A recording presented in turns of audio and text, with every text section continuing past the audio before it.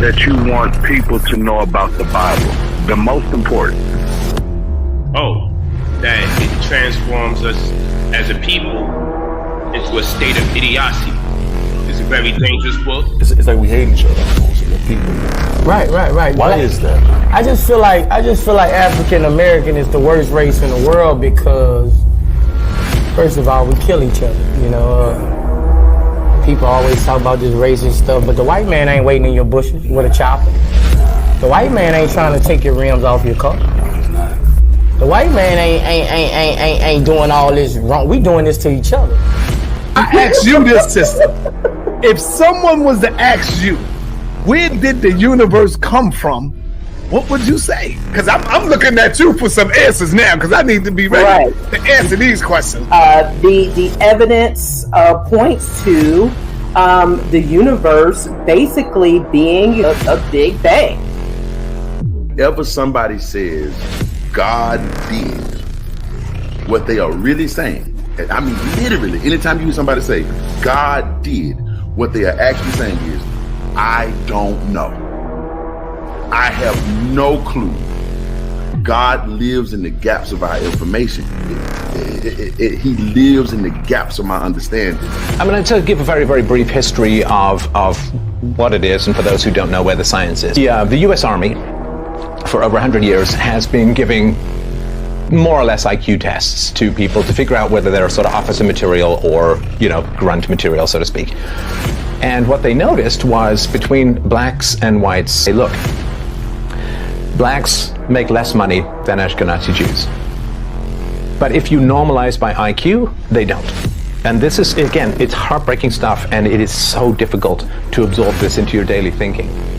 And I accept that. And of course, it evolved into the Canaanites. I refer to them generally and broadly as Hamites. Became slaves in Europe, Spain, in England rather than Spain, and here in America. I've accepted that. God said it, and it's just Bible. Do you believe that in the beginning that it was intended for Adam to have multiple wives? And if you do believe that, why do you think God only created one? The problem starts there, right? The problem starts with a concept. I don't believe Adam and Eve are the first two people on the planet Earth. I don't believe they're the first people that were created. Peace to the gods, peace to the earth, shalom, shalom. I'm here to declare and say off back that we were never to eat meat, anything from an animal, and we will never be declared to eat anything from an animal. No type of flesh whatsoever. Flesh is killing our people. The flesh is one of the number one cause of disease amongst the black community, amongst the world, and you have to have a very barbaric, animalistic lust in nature to even want to eat these. I'm teaching my child the truth. Stop referring to my child as a goddamn African and black. We don't teach our children that they're Africans, that they came on slave ships, that they're slaves, and that Negroes. We don't teach our kids that. We teach them the truth.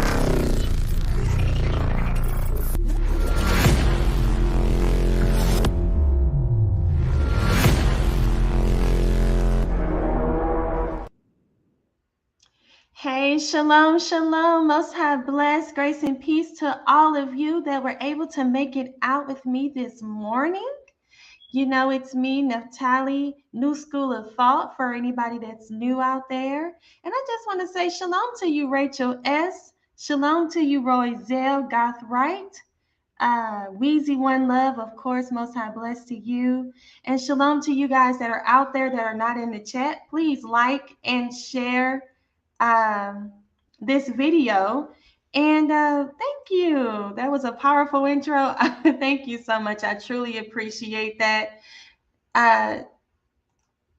Tision, is that how you say it? Peace and blessing to you too. Thank you for coming out this morning with me, guys. I know it has been a while. It's always been a while with me, right? I'm always in and out, and I know I always say I'm going to be back, but hey, you know how life is, and I really want to come back and give you guys this information about these Canaanites. that's one of the things that brought me out, was because I wanted to talk about the Canaanites. I wanted to talk about the Hamites. I wanted to talk about the Africans, because I always felt like they always put the Africans down. So we're going to talk about that. I like to look at things historically. I like to look at things scientifically, as well as biblically, of course. That's number one. It's biblically. I accept the Bible. Shalom, Tia Lynette. I accept the Bible word for word. I believe there's no contradictions in the Bible. I believe the Bible is the Most High's his true words, and that he's able to preserve his words. And how do I know that? Because when we look at these books that these so-called scholars present, we're able to accept that over accepting the Bible. If the Most High is truly a God that is powerful, all-knowing, omniscient, omnipresent, all those different things, how is he not able to preserve his word, but we are able to copyright our words, right? Shalom, Chris Black. And so, so just give me 1 second.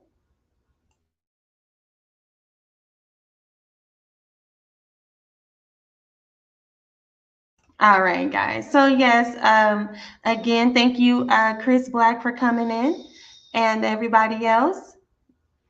All right. So what's going on with the Canaanites? So the Canaanites are always considered to be these primitive people who are, what would you say, classify as people that are slaves, servants of servants, and things like that. But we have to understand that that is true. The Canaanites were indeed cursed to be servants of servants. However, with Deuteronomy 28, the children of Israel actually became servants of servants because we were enslaved for 400 years. So if we were enslaved, what were the Canaanites doing? The Most High utilized the Canaanites as a punishment. While we became the head, while we were the head, they were the tail. But when we became the tail, they became the head. All right. So I have a lot of videos, guys, that we're going to watch. We're going to take a look at a lot of these videos that I previously have done. Hopefully we can get a good laugh out of it, and just see how our people reacted and respond to certain people. It's really interesting how the love that they have for one demographic and the hate they share for another. So guys, just give me a second while I set up this video, and hopefully you guys get a good laugh out of it. All right, let me go ahead and share my screen.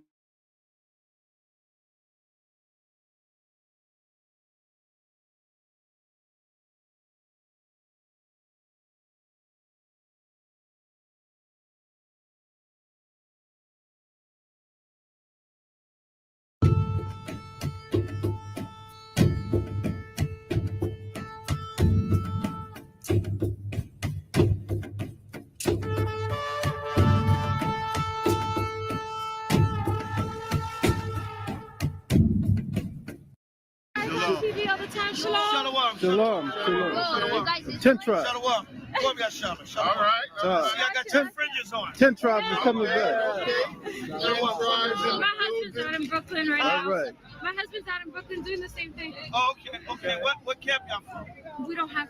He, I don't know. Your husband teaches. He's from in the building. Yeah. Ephraim, yeah. He's out teaching now? I think so. Yeah. Okay, so we're not the only ones in the cold. No. All right. All right, Kwame shot. Everybody got their fringes on. Shalom. Ephraim in the building. Whole family. She got fringes on her shoes. You get an honorary dap.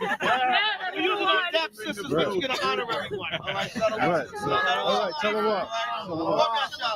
right, Shalom. Ephraim just appeared out from a chariot somewhere. Man. Yeah, dropped Ephraim just popped up out of nowhere. Yo, Ephraim just came off a chariot, right? Somebody said one of them look white. Right. All right. So what was the purpose of me showing this clip? This video is actually against IUIC as well as these camps, because as you see, it's nothing wrong with you giving compliments to other people. The problem is that they were saying that these people came off of a chariot. But when it comes to African people or Black people, period, Do we see them utilizing this same embracement, this same love and support? No, we don't. So I'm going to continue on with this video, and let me know what you think.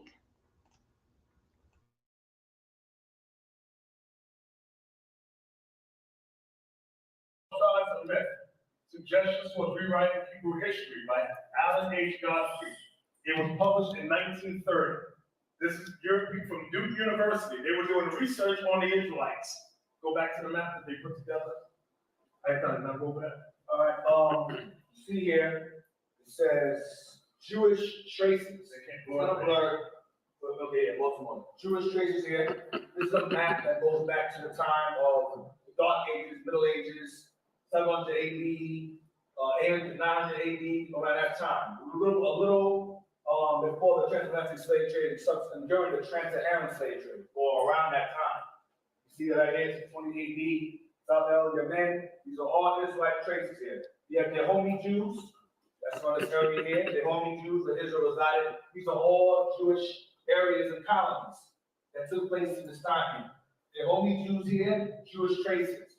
You go down some, it says Benai Ephraim, that would be a Benin. So what you're showing us there, this is the area of Nigeria. Yeah, it's not some, it says Benai Ephraim, that would be a Benin. So what you're showing us there, this is the area of Nigeria. Yeah, it's not some, it says Benai Ephraim, that would be a Benin.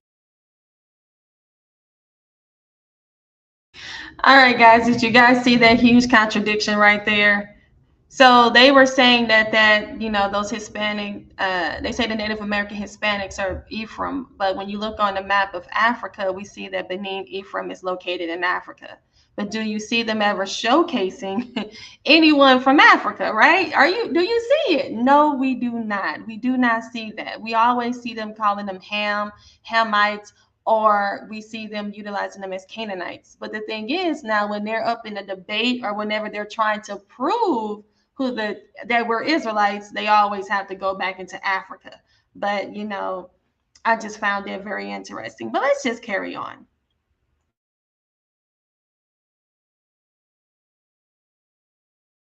So what you're showing us there, this is the area of Nigeria. So what you're showing us there, this is the area of Nigeria. So what you're showing us there, this is the area of Nigeria. Yeah, it's Nigerian area. Go down, you can move it over this way, bring it up so I can show. Yeah. Pull up some right here, move it over. I don't even see this right here. Yeah. Move it over some. You can do that.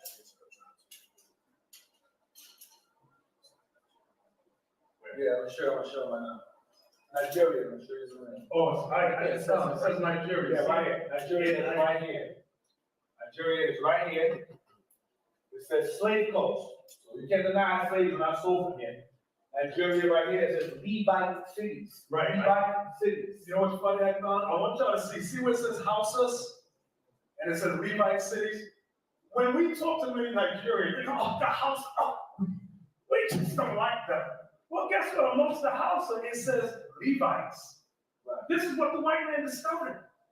And they, of course, created hatred amongst the tribes of who? The Israelites. Those of you who are familiar with the term Levite, So what's going on in this video is we have IUIC, they're actually in Nigeria teaching Nigerians about how they are Israelites. But when we look at the 12 tribes chart, it does not say Nigerians. It does not say anybody in Africa as Ephraim, but we just saw them teaching it. What does that mean? He says to them, oh, we hate each other. We don't like each other. But my thing is why do you guys, with you have actual historical evidence to support that these Nigerian people are indeed Ephraim, but on your 12 tribes chart, you completely ignore it, and then you don't even acknowledge it. I mean, I know you guys got each other down, got the Israelites at the bottom. I mean, the Africans, now they did add them to the chart, but they just added them at the bottom, considering what camp that you're searching for. because not everybody has it, but at least we do see, IUIC at least trying to showcase it to the Africans. They have a school out there in Africa, but the thing is, like I said, when you look at their 12 tribes chart, it does not show it. And then they showcase these Hispanics, Native Americans, these Hispanics, and then they tell them that they're Ephraim. So I just wanted to show that real quick. And then I'm going to, so we just saw that, and I'm going to stop sharing that one. And I got, okay. And I got a little bit more to share with you. Okay. All right. So let's go on and take a look at this next video. And now we're getting ready to actually get into the Canaanite doctrine. We're going to get into one of my videos that I put up years ago. And let's get ready to watch it in my commentary. So let's go. Let's get into it.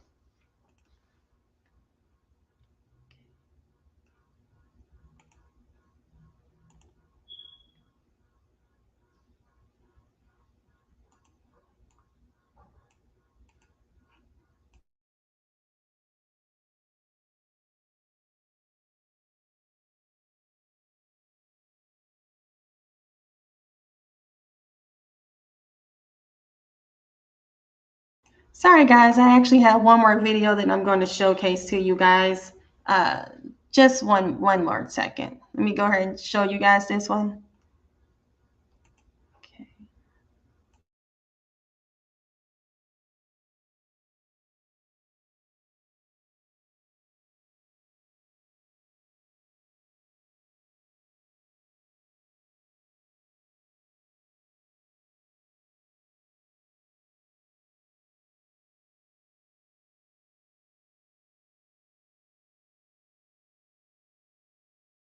All right, this next video is actually from my video called the Hamite Hypothesis. I actually invite you guys to really watch this video. It's really good.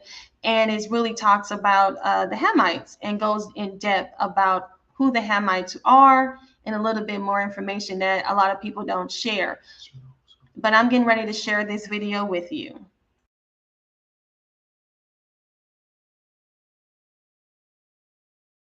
Now, speaking of outdated and pseudo-racist sources, the same can be said about this Zondervan Bible Dictionary. Ham will be the Africans, not the Negroes, though. We're not African.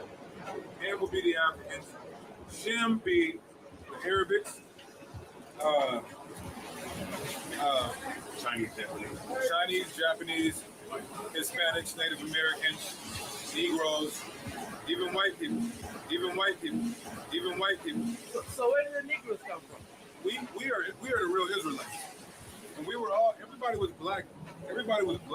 Noah and his sons were all black. So these scholars have known that we, the Negroes, the so-called African Americans, are not Africans. They figured it out through archaeology, through history, and through prophecy. So go ahead. All right. It's not a Zondervan Bible Dictionary. Yeah. Well-renowned scholar. All right. Reliable. So the only thing reliable is the word of God, not no scholar. If it matches up with the word of God, and you test it, and you prove all things, it says to the Lord and to the testimony. Yeah. And if they speak not according to this word, then there's no light in them. Right. So this is speaking according to this word. What proves it? Go ahead. The testimony is missing. All right. Go ahead. What? All right, Listen. This is Ham, the youngest son of Noah, born probably about 96 years before the flood. One of 8 persons to live through the flood. He became the progenitor of the dark races, not the Negro. But the Egyptians. Ethiopians. Because the original Egyptians are Africans. They're the Sudanese. They got pushed south. Go ahead. Ethiopians, Libyans, Canaanites. So all the Africans. Okay. Now, it does accurately place Ham as black, but so was his father. I mean, all of them were black.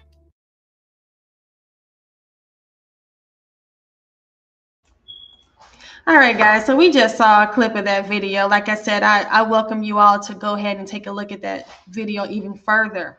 But who they were talking to actually was an African man, right? from Africa. And when they found out that he was African, they actually called him a dirty Hamite at the end of this video, of that segment. And who we had there, we had Deacon up there, and he was telling you who Shem was, right? But as you notice, none of Shem was, they didn't want to actually say that anybody that was Shemitic was from Africa, even though we just saw IUIC showcase the map of Africa, which they showcased the Levites as well as Ephraim, right, being located in Africa. But they completely ignored that, completely disregarded that. And, you know, they always want to put everything on the so-called white man. But the thing is, it's actually us. We are our own problem when it comes to things like this. And the thing is that we all have to work together as far as things historically and as far as things biblically. And that's why I'm here. I'm Naphtali, and I'm bringing a new school of thought, because this old school of thought is outdated and it's incorrect. It's incorrect. We have to showcase things scientifically, genetically, biblically. We have to utilize all of those things to try to get to the bottom of this, right? So let's just keep going. All right, so now we're actually getting ready to get into this Israelite doctrine, right? I mean, this Canaanite doctrine. So I have another video I'm going to share with you guys, and I welcome you guys to please go back and check it out. Check all these videos I have. I've done these videos, and they're very well put together, and you know, and you're going to learn a lot from them, because we learned a lot of information to be able to share it with you guys. So let's get ready to put up this next video. And this is actually part 1 of the Canaanite connection. All right, so let's share this screen, and let's have some fun with this one. Okay.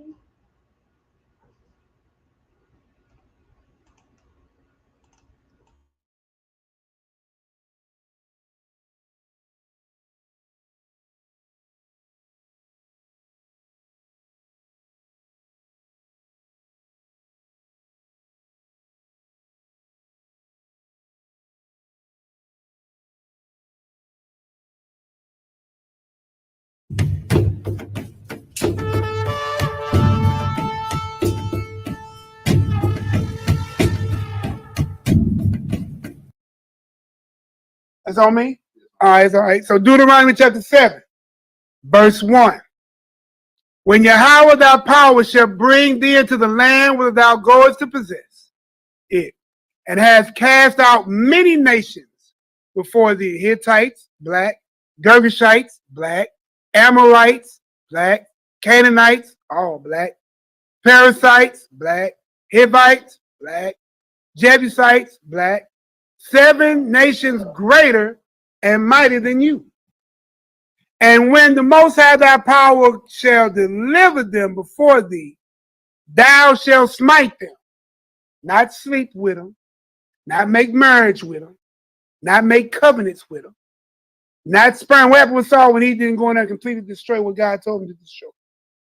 He got snatched. Yeah, he dropped him. Thou shalt smite them, not make love to them, not learn to be like them, not kiss them in the mouth, right? Having babies with them, and utterly destroy them. Thou shalt make no covenant or marriage with them, nor show mercy unto them. Ooh. Neither shalt thou make, there it go, marriages with them. And these are blacks.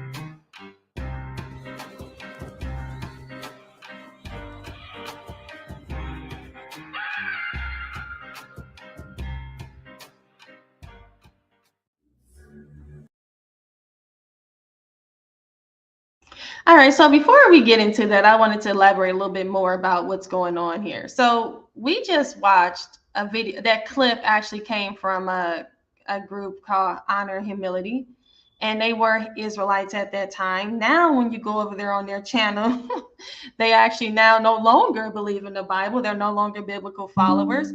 They actually are reading a book called the Owaski Bible. And if you guys have watched my latest videos, you will see that I actually had a so-called debate with one of their leaders.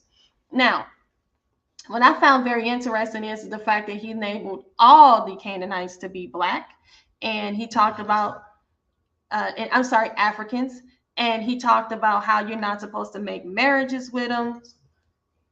You're not supposed to, you're supposed to destroy them and have wars and, destruction and, all these different things with these Canaanites.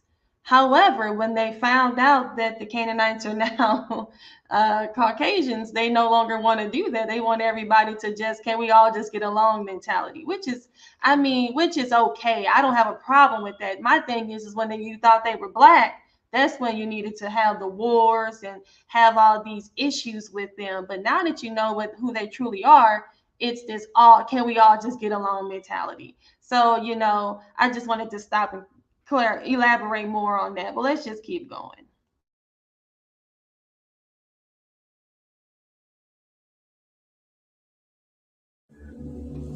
Welcome back to ADUIC. It's been a minute, but we are back. Okay, now let's get into it. They say the Canaanites are black. Says who? What if I told you not all of Ham's kids were black? Would you believe me?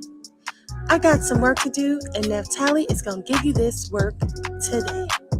This video is titled The Secrets and Mysteries of the Mystifying Canaanites. So we can start by reviewing their history, beginning with the curse Noah had placed on his grandson Canaan because of his father's Ham's transgression, which was only stealing Adam and Eve's garments out of Noah's house, and he gave those garments to his son Cush. You can find this in the book of Jasher. I also explained this further in my Ham's. All right, so I'm going to stop and start with this one. So the thing is this. So the book of Jasher was actually removed from the Bible. So when we look at the curse of Canaan, people automatically assume that, when Noah cursed him, a lot of people say that he came in and he saw his father. So it says he saw his father naked. I mean, how many people, it's accidental. You can walk in and see someone naked. Should you be cursed for that? So what happened is when you go into the book of Jasher, that actually elaborates further as to what happened. So what it was that there was this garment that Noah had. And it was said that this garment was actually passed down from Adam and Eve. This was a special garment. And that garment was actually going to be passed down to Shem. It was not going to be passed down to Ham. And he was very, very disappointed about that, right? He really wanted that garment. And how many of us would do that? That's something that's not very, it's nothing that's out of the norm, right? If you saw a nice, something very nice and your mom and dad wasn't going to give it to you, why wouldn't somebody go in and take it? You have to really think about things like that. So people want to make Ham did this horrible, distasteful thing. Stealing period is something that you should not do. So what happened? He became a servant of servants. Now, what does that mean exactly? So this is actually a kingdom, right? So if you're a kingdom, there is a ruling class, then there is a middle class, and then there's a class that has to serve the kingdom, the ruling class. Does that mean that they were slaves? No, that just means that he was in there having to, wait on his siblings. His line were going to be the ones that had to wait and, serve and cook and clean and create and build for this kingdom. Does that mean that they were enslaved? It's pretty much like who we are today. We all are working class people. We work. We're not the billionaires. We're not the millionaires. We're the ones that are actually working for them to be able to have a lush, lavish lifestyle. So we're not slaves. We just are the people that are actually working. We're the ones that are building cars. We're the ones that are cooking food. We're the ones in the grocery store stocking up the shelves. Does that mean that you're a slave? No. And that was potentially what happened to the Canaanites. However, something else happened. And we're going to get into that in just a second.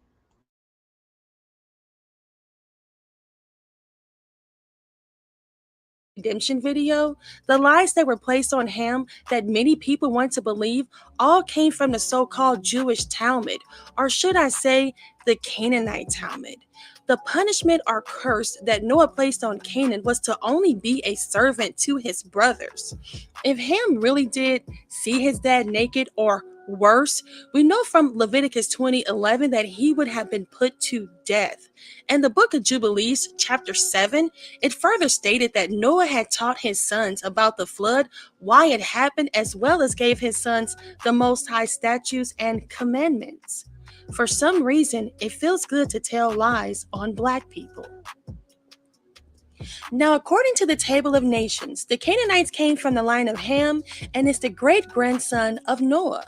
The Canaanites would enlarge themselves and would form a crafty council with political alliances or by intermarrying into different groups.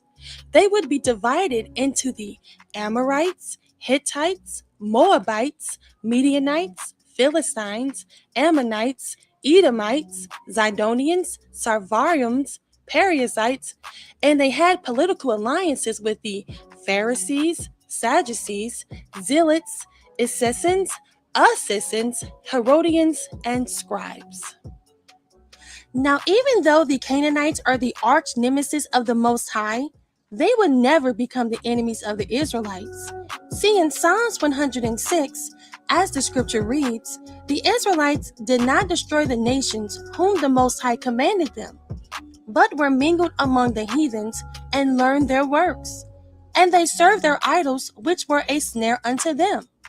Yeah, they sacrificed their sons and their own daughters unto devils, and shedded innocent blood, even the blood of their sons and of their daughters, whom they sacrificed unto the idols of Canaan, and the land was polluted with blood. This scripture here is the Most High explaining how the Israelites were to destroy the nations or the Canaanites that were within our land, which was commanded by the Most High. However, instead they began to mingle or marry them and became one with them.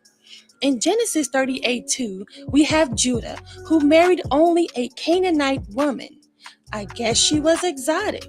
The Most High was not happy with this union and corrected the bloodline by utilizing the twins from the temporary arrangement between him and Tamar. Although she was thought to be a whore, she was a Shemitic woman, proving that it does matter who the vessel or mother is, considering the Most High almost destroyed all but one of Judah's sons with the Canaanite woman. The Most High even destroyed Judah's Canaanite wife. Judah's only son that lived name was Shelah, whose line became servants as a result from the curse of Canaan, which condemned them to servitude. Shelah was of the house of linen workers. Now Perez, who was from Judah's and Tamar's temporary arrangement, is where King David and Christ our Messiah came from, keeping the bloodline pure. All right, so let's talk about this right here. So we see that Judah, he actually took a wife of the Canaanites. Now, a lot of these camps like to teach that it's all about who the father is, right? But that's not true. Right here, we see that Judah married a Canaanite woman. That's the only woman that he married was a Canaanite woman, and he had children with this Canaanite woman, right? So with this understanding, it's that everybody talked about the relationship that he had with Tamar. Okay, he had a relationship with Tamar, and Tamar was considered, we know how she did it. She fooled him, and what ended up happening is that he ended up having a relationship with Tamar because he was supposed to, give one of his sons to her, right? another one of his sons for marriage, and he didn't do that. Well, his sons, none of his sons really, they were all trying to procreate with her, and they didn't want to. It was a whole story with her. So he didn't live up to his expectation, his part. So what ended up happening is she, made herself look like a prostitute, and they ended up having a relationship. Now he was supposed to bring her back. She held on to his I think his staff, and he was supposed to give her, I believe, a lamb or something like that, and he didn't. So when he did come back, he found out that she was with child.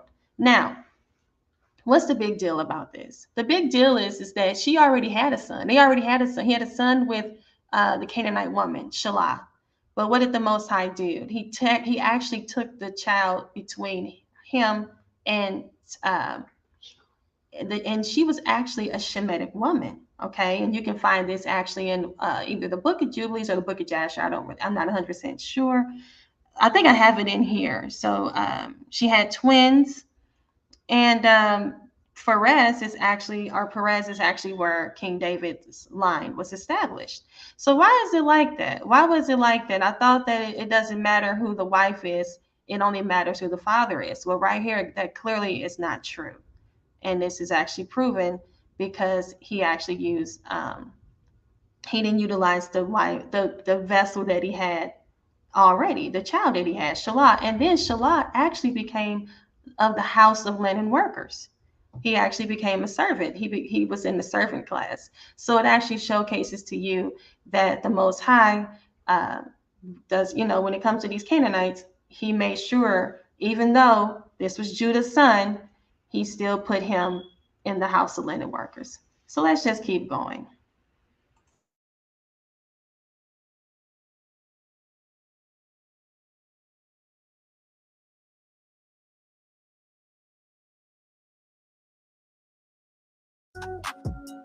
Now, did you know that the whole Bible is about the relationships between the Israelites and the Canaanites? See, in Ezekiel 16:45, the Most High said that our mother was a Hittite and our father an Amorite. Our older sister was Samaria and our younger sister was Sodom and her daughters. And this is something we need to think about. The Most High just said that our mother and father and sister was a Canaanite.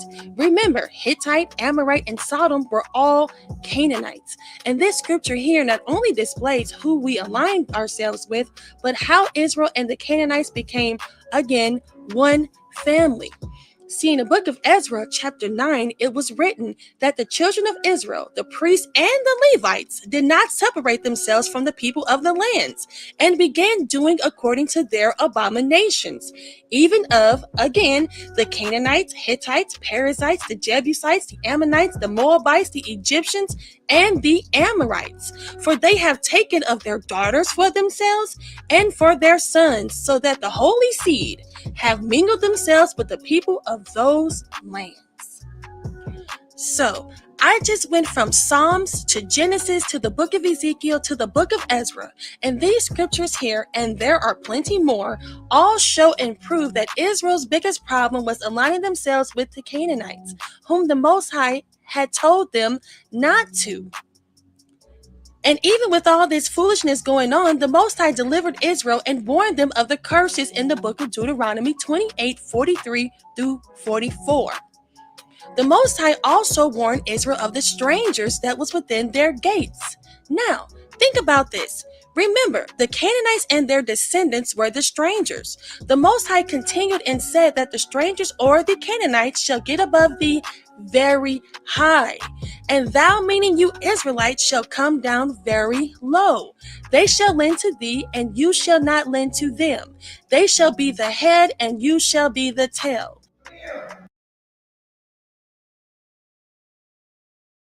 All right, so I said a lot there. So the thing that is very important here is the whole thing about worshiping the Canaanite gods, right? Your father was an Amorite and all that. And the thing is that with that, a lot of people actually take it as literal that our father was a Canaanite. because of the fact is that, and I'm going to get into this later, but a lot of these Israelis or these so-called Jews are actually utilizing that as scripture to showcase that the Israelites are indeed Canaanites. And we're going to get into that later. But right here is showcasing that we stopped worshiping the Most High and our father became the Amorites because that's who we submitted ourselves to. That's who we actually aligned ourselves with. He actually said that the Amorites, the Canaanites were our fathers. Okay, so that is something that we have to think about, how close we were to these Canaanites. It's not the fact that these Canaanites were some people that were off in the field somewhere looking like, you know how they be having them with these big old things, plates in their lips. Why would we want to be associated and affiliated? Why would we start worshiping the Most High to be a part of some people that got big plates in their lips out here drinking cow's blood, doing all that stuff that we see and that these Africans are doing? And we're going to talk about why they're doing this. It's actually because they are plagued and cursed as well, but due to the curses of Deuteronomy as well, but it's in a different way. And we're going to talk about that too. And if you go into my Hamitic hypothesis video, I actually go into that much further. But today we're just going to focus on the Canaanites. But like I said, as you see, we talked about the Amorites, right? And how the Most High said they were our fathers. So that's how you know that we submitted ourselves, we took on their gods, we stopped worshiping our God to worship their gods. So let's just keep this going.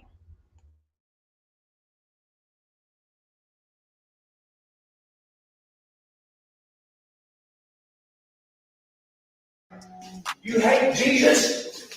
You hate me? You disgrace Jesus? Sir, he has disgraced Jesus. He has disgraced Jesus. He has disgraced Jesus. No. You obey what I say. I don't obey you. You understand? Look at me. Look at Christ who died for you. Look at me. Look at Christ who died for you. In other words, they shall rule over you. And also for the Africans sold you people into slavery, it should also be noted that this was tribe against tribe, similar to gang against gang. We working. I mean, it's laughable that they make the Africans the Canaanites when it's historically documented that the Canaanites were the nearest people to the Israelites until the point they became one and the same. Hello, Native Americans, Hispanics.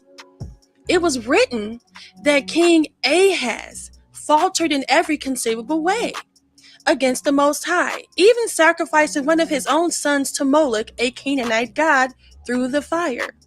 And that was 2 Kings 16, 1-4.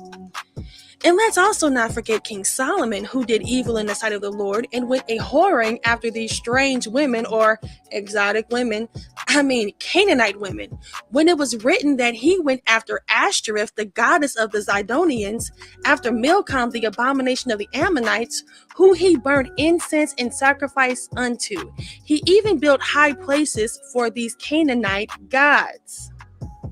Now moving on. So, Noah began allotting land to each of his sons.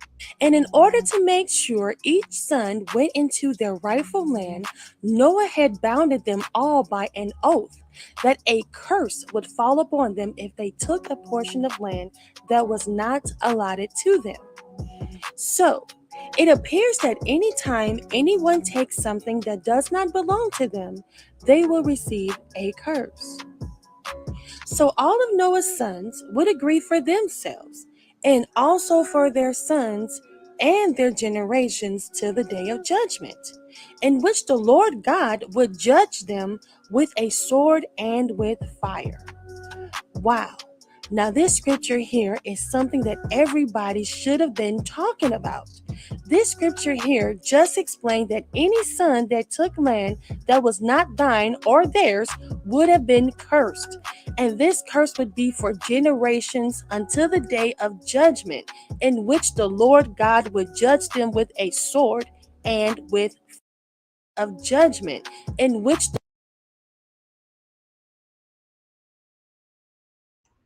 All right, so I stopped it here on purpose. This is a very important point here. So right here, when you look at this, it speaks on the book of Jubilees, chapter 10. And it says, and Ham and his sons went into the land which was to occupy, which he acquired as his portion in the land of the south. And Canaan saw the land of Lebanon to the river of Egypt, that it was very good. And he went not into the land of his inheritance to the west, that is to the sea. And he dwelt in the land of Lebanon eastward and westward from the border of Jordan and from the border of the sea. And Ham, his father, and Cush and Mizraim, his brothers, said unto him, Thou hast settled in a land which is not thine, and which did not fall to us by lot. Do not do so, for if thou doest do so, thou and thy sons would fall in the land and be accursed through sedition. For by sedition ye have settled, and by sedition will thy children fall. So what is going on here? So in the book of Jubilees, it actually talks about how the Most High was dividing up the land.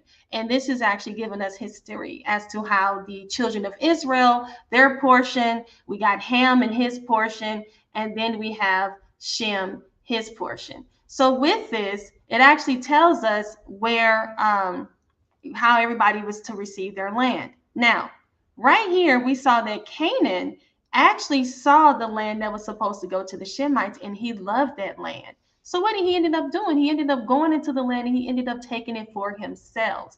And this is the exact reason why they have the land today. This is the exact reason why the land is called Canaan today. And this is the exact reason why they are actually cursed the way that they were cursed. This had nothing to do with them being servants of servants. This is actually to deal with the fact that they actually took the land that was actually supposed to go to Shem. Now it says here, remember, it says, dwell not in the dwellings of Shem, for Shem and to his sons did not come by their lot. Cursed art thou, and cursed shalt thou be beyond all the sons of Noah, by the curse by which we bound ourselves by an oath in the presence of the holy judge and in the presence of Noah our father. But he did not hearken unto them, and dwelt in the land of Lebanon from Hamath to the entrance of Egypt, he and his sons until this day. So right here lets us know that he was actually cursed, and they resided in this land until this day. And that is accurate. We see who's in this land. The land was actually called Canaan, and we see who are in that land to this day. All right, and it says, and Japheth and his sons went towards the sea and dwelt in the land of their portion. And Madai saw the land at the sea, and it did not please him, and he begged a portion from Elam and Asher. So if we continue on, we will see how the land was, the land was divided up, and we see how the land, how Canaan actually took the land, and we see why Canaan was actually cursed the way that they were cursed. It had nothing to do with this servant of servants. It had to do with them actually taking the land of the Israelites, the children of Shem. Okay, so let's keep going.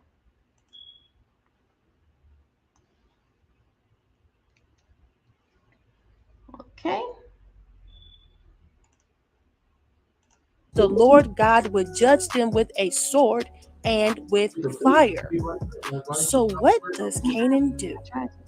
Well, when it was time for Ham and his brothers to get their land, Ham and his sons went into their land in the south.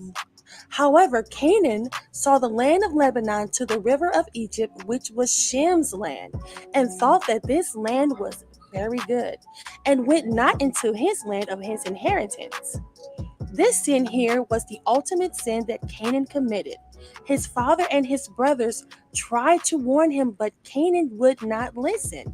Ham said to him, Thou hast settled in a land which is not thine, and which did not fall to them by lot. Do not do so, for if thou doest so, thou and thy sons will fall in the land and be accursed through sedition.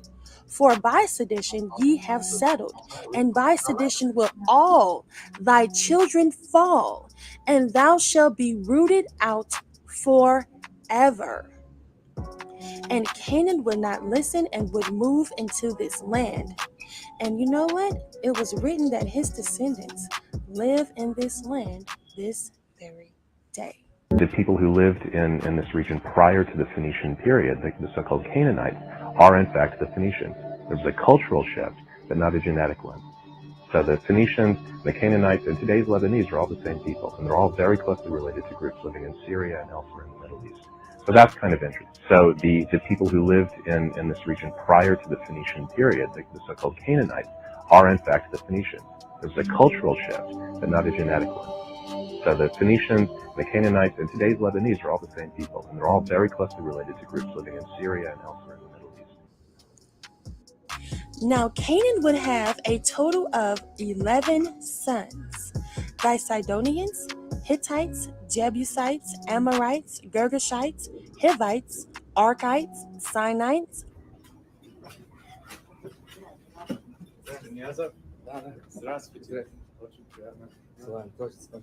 Now, the thing that we've been studying is known as the Y chromosome.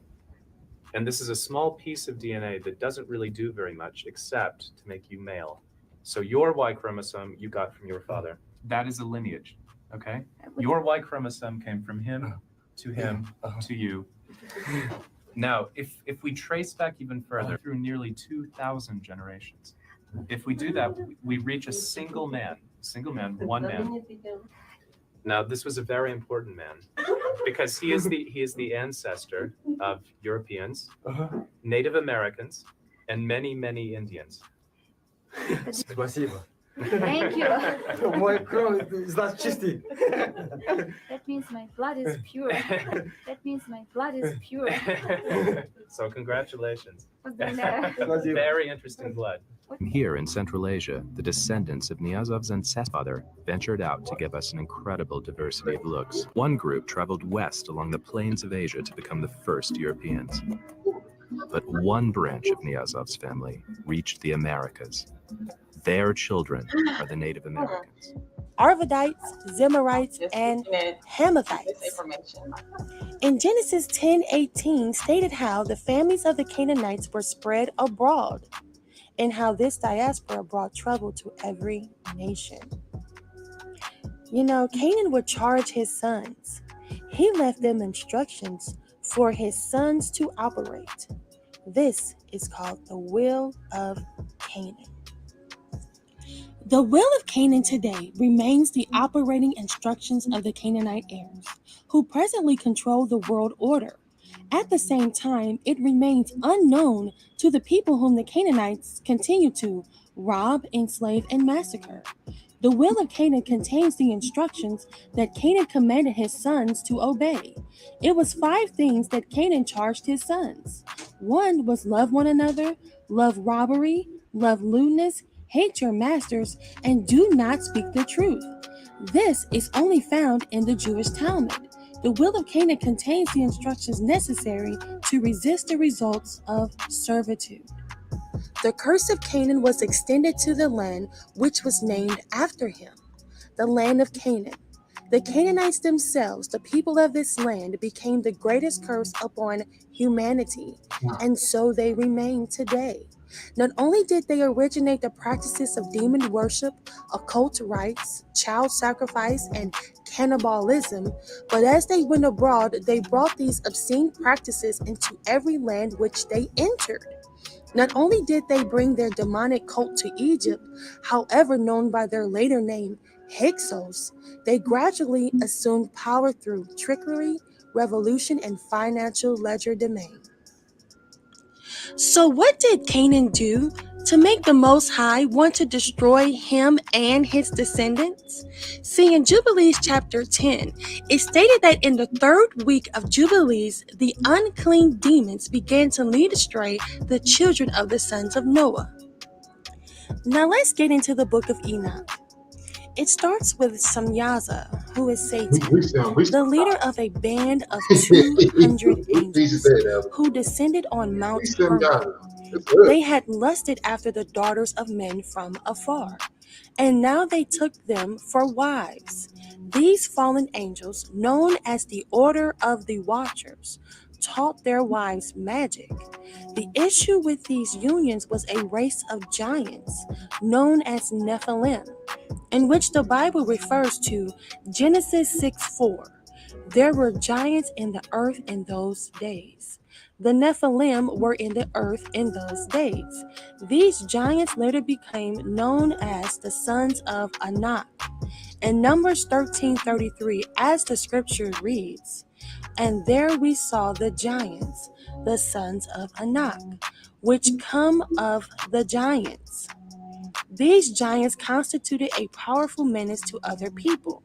In Deuteronomy 9:2, "A people great and tall, the children of the Anakims who thou knowest, and of whom thou hast heard them say, who can stand before the children of Anak?"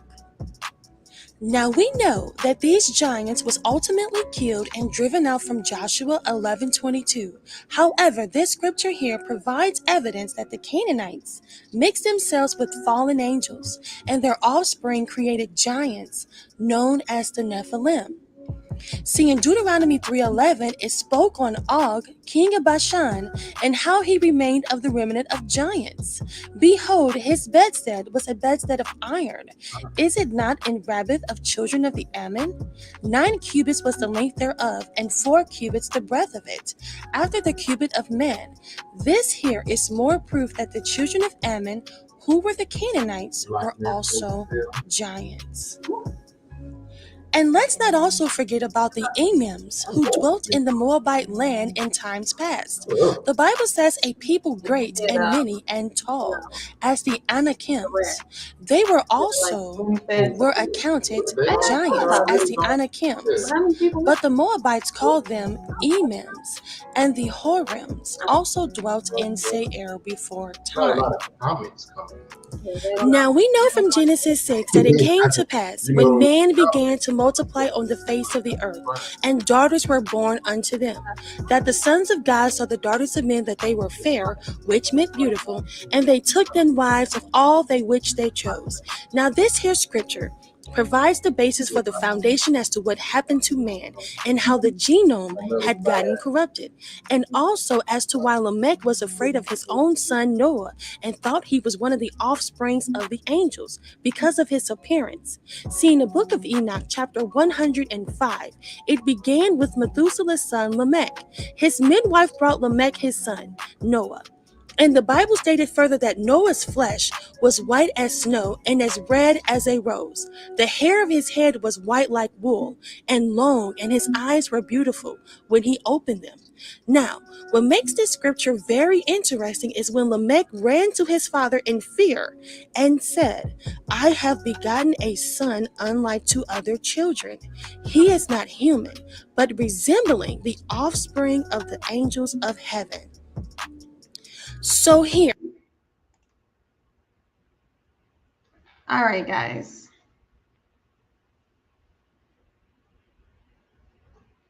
Okay. So with all this information, I know it's a lot, and let's talk about that.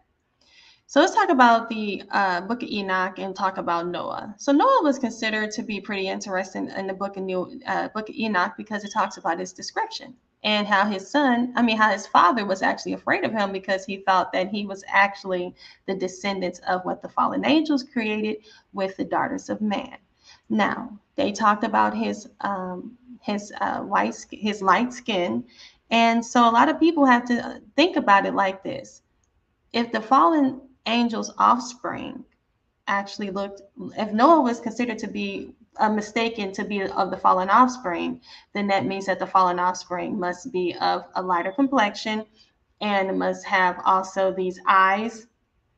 And we have to say that this is where this white skin came from, is from the offspring of the fallen angels. All right, so let's continue on.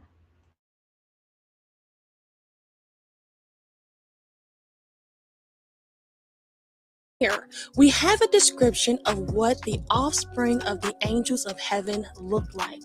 Now, Noah was the first albino and suffered from albinism and was not an offspring of the fallen angels. But this does not take away from the fact that the fallen angels are the sons of God, were mating with the daughters of men and created what we will call a new race. Now, I know I just hit you all with a lot, so let's break this all down. Let's revisit the book of Genesis when Noah cursed Canaan to be a servant of servants. He was cursed to be a servant of Shem, but Canaan began to hate the fact of having to be a servant. He began to rebel. His first act was disobeying the Most High by stealing the land of Shem, where his descendant still lives this very day. He hated Shem because he was to be his slave. Canaan completely rebelled against the Most High by worshiping other gods or fallen angels and mixing themselves with the fallen angels, corrupting their DNA, and committing detestable acts to bring the Most High to anger. To add insult to injury, even bringing in the Most High's children to participate in this same act. Now, I know many of you are wondering, what about Esau? Well, when it comes to Esau, it's actually the same exact situation. It was noted during Rebekah's pregnancy. All right, guys, so we're going to take a break from this video because when we talk about Esau, I'm going to actually bring down Esau myself. We're going to actually break down Esau in just a second. But let's go ahead and jump into the next video. And this one's going to actually go into a little bit more about the Hittites. And it's actually going to be more, a little bit more, instead of biblically, we're going to jump more historically. So let's just get ready to get into this one, okay? Let's go.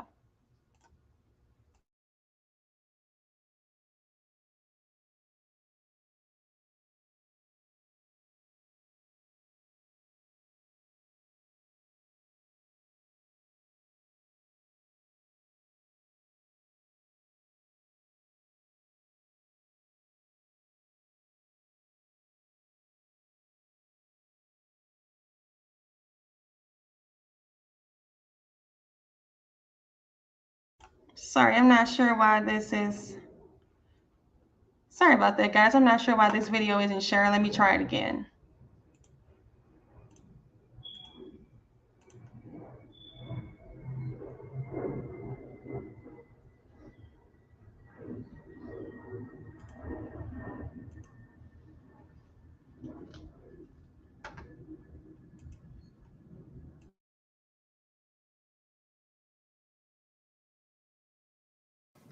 And other little interesting things about that. So, for whatever it's worth, the Hittites are kind of ancient cousins of some of us here. This is Chapter 7.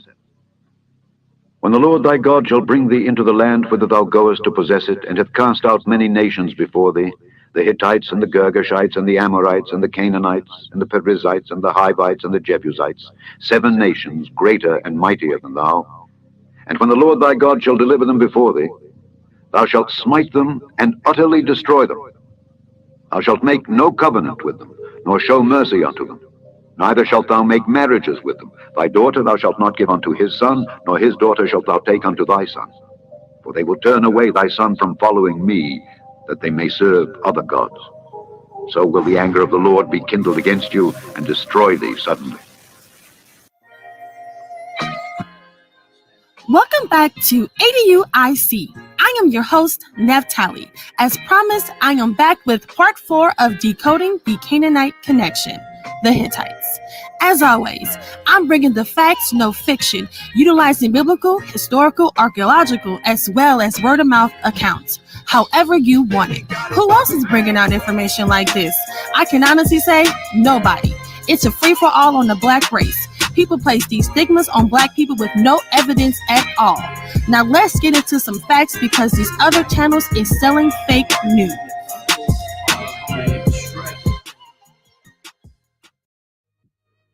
Tonight we meet the Hittites. From Genesis 10:15, we find out that they're descendants of Ham and Canaan.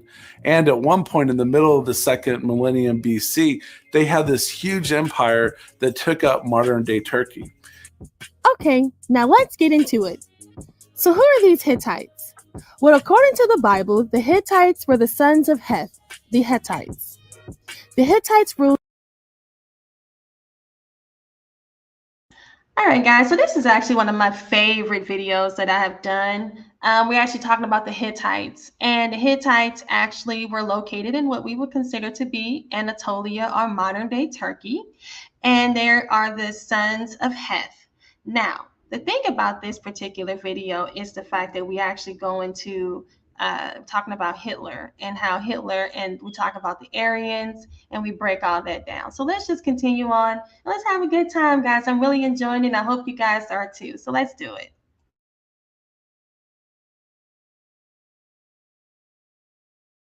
Vast tracts of the ancient Near East for over 400 years, roughly 1650 BC through 1200 BC. The Hittites were one of the dominant powers of the Middle East between the Egyptians and the Babylonians. Their army of 50,000 men were feared far and wide. They warred with the Egyptians in the Battle of Kadesh, resulting in a stalemate and the very first peace treaty ever in history.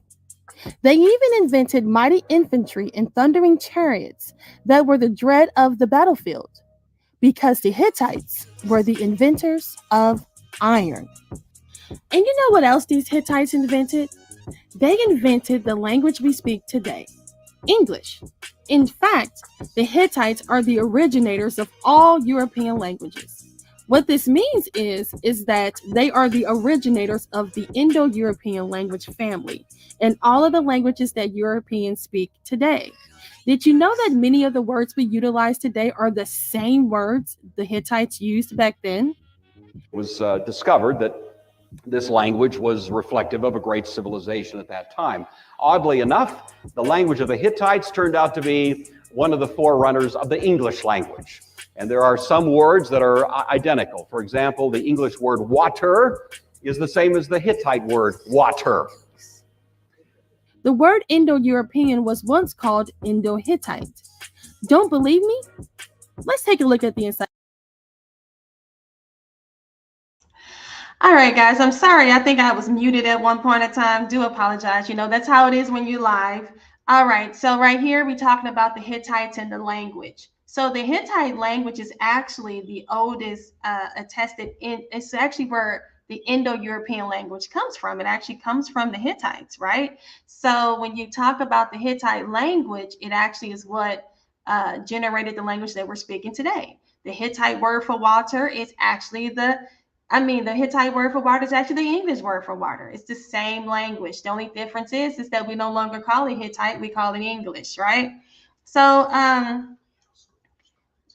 and the schools actually don't teach that, but actually when you go into colleges and universities, they actually specialize more into this. As you saw at the beginning, we actually had someone teaching the English word for Hittite is actually teaching a course, teaching a class. So when you start to get into these universities, they actually bring out the documentation. It actually talks about the Hittite language. And thank you, schools. Thank you so much. I'm glad you're appreciating that. Now we have here somebody by the name of Brown Sugar Baby. They say, aren't Africans ham? Now, I want to talk about this real quick, and I'm going to actually stop the video, and I'm actually going to get ready to talk about some of this stuff myself. And I actually got some presentations that I prepared as well. So let me go ahead and share my screen and actually talk about this and actually try to break it down. I know I'm showcasing it on my videos, and that's why I want you guys to actually take some time and actually look into the videos, because I actually break it down a little bit more. But let me showcase something to Brown Sugar Baby. Now, Brown Sugar Baby, you have been lied to. You're probably just now coming into my video right now. I actually broke it down a little bit more at the beginning. I actually talked about how the children of Africa actually are not the Hittites. The Canaanites, the children of Africa. Now, there are Hamites that are Africans. We see that with Egyptians. But for the most part, who are the Canaanites? So right here, let's share. I'm going to share my screen. I'm going to share some information with you. And I'm going to break it down. All right. So right here, it says the DNA from the biblical Canaanites live on in modern Arabs and Jews. So these so-called Jews are actually the biblical Canaanites. So what happened? They actually dug up, and let me showcase this to you.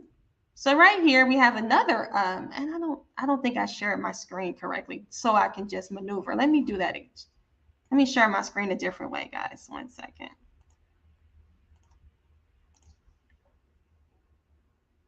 There we go. Now I can share my screen the way that I need to. All right, here we go. So we see that the DNA from the Canaanites, from the Bible, biblical Canaanites, they actually live on in modern Arabs and Jews. It says a new study of ancient DNA traces the surprising heritage of these mysterious Bronze Age people. So we go on down here, they say they are best known as the people who lived in a land flowing with milk and honey. Now remember, if you guys were with me, we look in the book of Jubilees, we see that the land was actually stolen from the Canaanites. The land of Shem was actually supposed to be where we see the land of Canaan. All right, the Canaanites actually stole the land of the Shemites' land, and that's why it's now called Canaan. So here they say they are the best known as the people who lived in a land of flowing with milk and honey until they were vanquished by the ancient Israelites and disappeared from history. But a scientific report published last week reveals that the genetic heritage of the Canaanites survives in many modern-day Jews and Arabs. They say the study in Cell also shows that migrants from the distant Caucasus Mountains combined with the indigenous populations to forge the unique Canaanite culture that dominated the area between Egypt and the Mesopotamia area during the Bronze Age, lasting from approximately 3500 BC until 1200 BC. So it says the team extracted ancient DNA from the bones of 73 individuals buried over the course of 1500 years at 5 Canaanite sites scattered across Israel and Jordan. So let's talk about this really quick. If there is one group of people that have been preserved, that is if there is one tribe that has been preserved, that is the Canaanite tribe.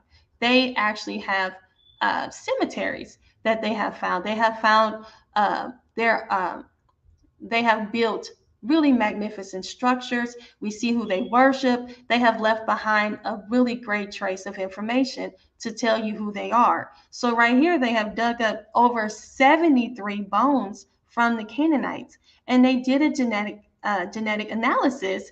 And what they found out was that these Jews, these so-called Jews, these so-called Lebanese, all these Palestinians, all of them actually share the DNA with these Canaanites. Now, what I found very interesting is this information has been out for a very long time. This article is from 2020. And what I noticed is that none of these camps bring out this information. Now, this information actually said that the Canaanite DNA lived on in Africans or people from Gambia, Sudanese people. I'm sure they would have had this posted everywhere. But the fact that this is showcased here, you'll be like, well, it's not being mentioned. And they still go on and they say, well, isn't Ham black? Well, why do we have DNA analysis telling you that they live on in the Arabs and the Jews? I'm going to move on to another article. Right here, we have the Biblical Archaeological Society, right? And they tell you here, Jews and Arabs descend from Canaanites.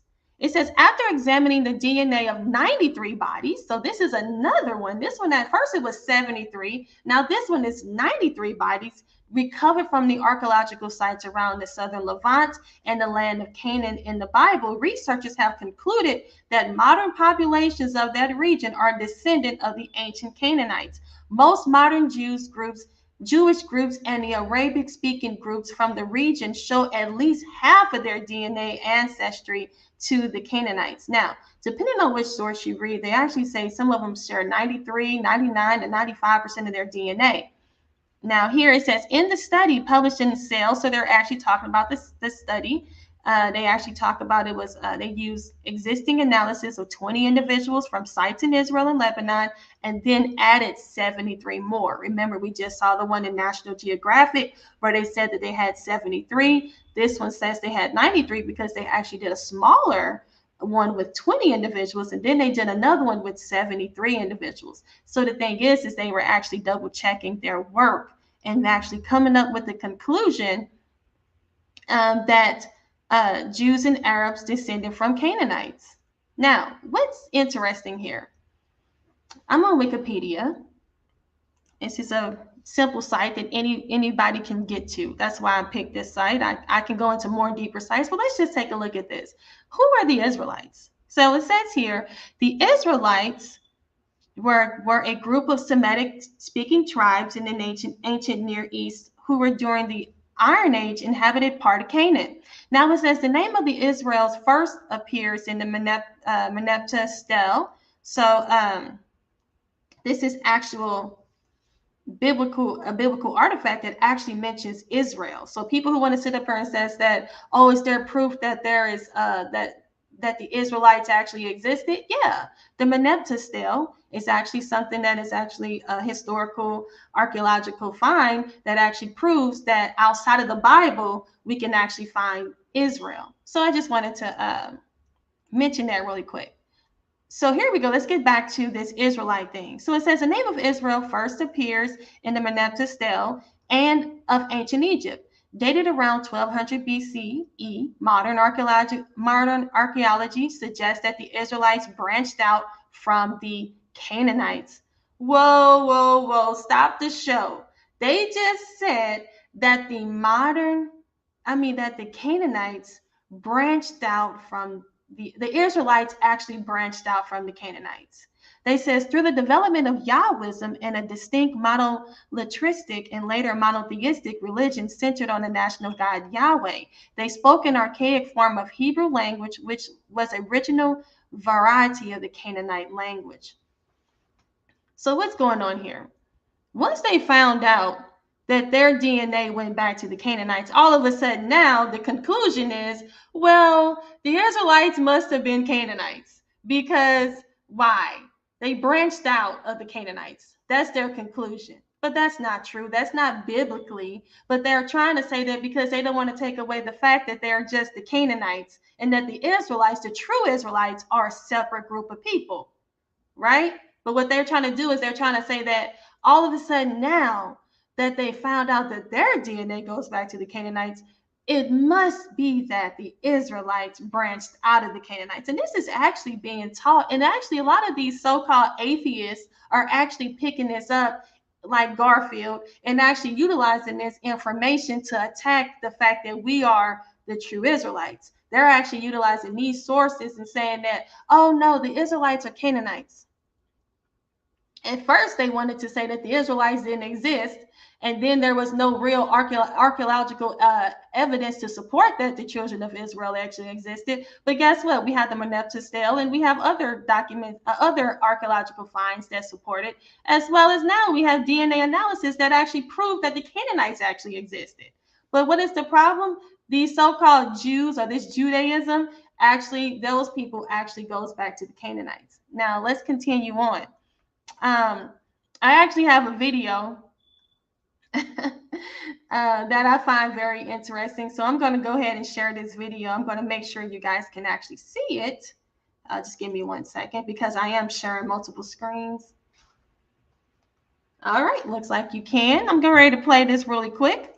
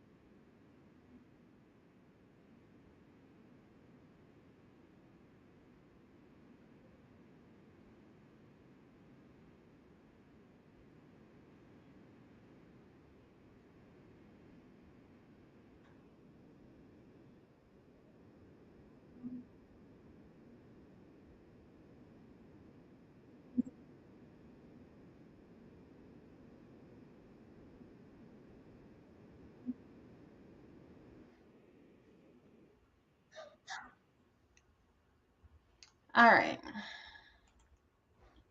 So I know a lot of you guys have seen him before. And what I just showcased to you was Mahmoud Abbas, who actually says that his people are actually the Canaanites. Now, excuse me, I'm trying to see where, there I am. All right. Mahmoud Abbas actually came out and said that his people are the Canaanites. But guess what? We actually had that guy on the side, and what he was getting ready to say was that, oh, let me make sure I'm sharing my screen right, guys. Okay, I'm not. Let me do that. Let me share this. Okay. All right. So right here, we saw that Mahmoud Abbas actually came out and said that he was a Canaanite. His people were Canaanites, right? But the thing is we're going to have the gentleman on the side who was a Jew, I believe. I believe he's a Jew. He's coming out and saying, oh, no, what he's doing is they're just trying to get the land. That's the only reason why he's saying that. You know, he's deflecting from the fact that we actually have DNA and genetics, evidence that supports that this is his land as far as them being Canaanites. Now we know the true Israelites, that is our land, but the thing is the Canaanites are inhabiting it. And he says for over 5,000 years, his ancestors have been inhabiting that land. Now, the funny part is that now he wants to come out and say, oh no, he's just saying this because he wants this land. He's not really a Canaanite. He's just saying this so that he can get the land. Again, we have DNA evidence, genetic evidence to support that these people are indeed the Canaanites. He actually is coming out and telling you that he's a Canaanite. But guess what? Again, nobody wants to accept this. Nobody wants to believe this. This is not front page news. These so-called Israelite teachers are not teaching it. And guess what? I have people coming into my chat saying, but isn't Ham black? Okay. But when we look at the 12 tribes chart, when we look at other, people's, opinions, looking at who they say the Shemites are, they add in different groups and different races of people. When you look at the 12 tribes chart, for the Israelites, they add in different races of people. But when it comes to Ham, Ham is just black. And let me give you guys a little insight about Africa. People like to say that Africa is hot. Actually, it's not. You go down there to the southern part of Africa, it actually gets very cold. And it actually can get so cold that it's actually 5 below. They actually have winters. They actually have all 3 seasons. Well, 4 seasons, I'm sorry. Summer, winter, fall, and spring. They actually have all of them. And everybody always wants to say that Africa is always hot. Actually, it's not. They actually have winters. You can actually look into that. You can see that Kenya has them. You can look. It's all throughout Africa. In the United States, does everybody have a winter? No. We don't see a winter in California, and we don't see a winter in Florida. But the thing is that there are states that do have them, and there are states that don't have a winter here in the United States. And that's the same thing that happens within Africa.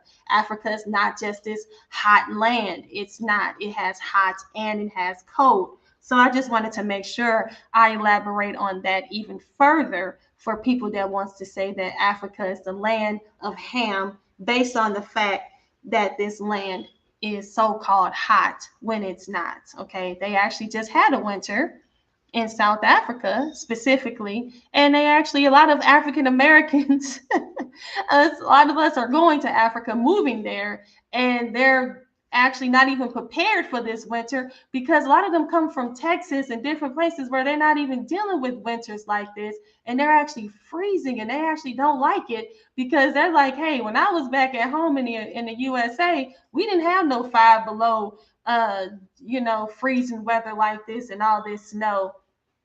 A lot of us here in the United States are not even used to that. Now I'm in St. Louis. It gets cold here. We get the snow. We get all of that. And sometimes I feel like winter lasts half of the year, 6 months, and we get a short spring, and our summers are treacherous. They're very hot and humid. So our weather is terrible here. But like I said, in Africa, they have all 4 seasons. It's hot and it's cold. It's not what you think. It's not this land that is just hot, right? Okay, so let's move on. So anyway, so we talked about Mahmoud Abbas. We just saw him talk about how his people are the Canaanites. He actually said it. We actually see DNA analysis that actually says that these people are indeed the Canaanites. It's like, what more do we need, Neff? Like, what more do we need, guys? So let's just keep going. I want to make sure you guys can see my screen. Okay, let me stop sharing. And let me share it again. Okay, there we go. Okay, now I'm getting ready to share with you guys some things that I have here that I think is ironic. Okay, so let's pull this up. Let me hide that.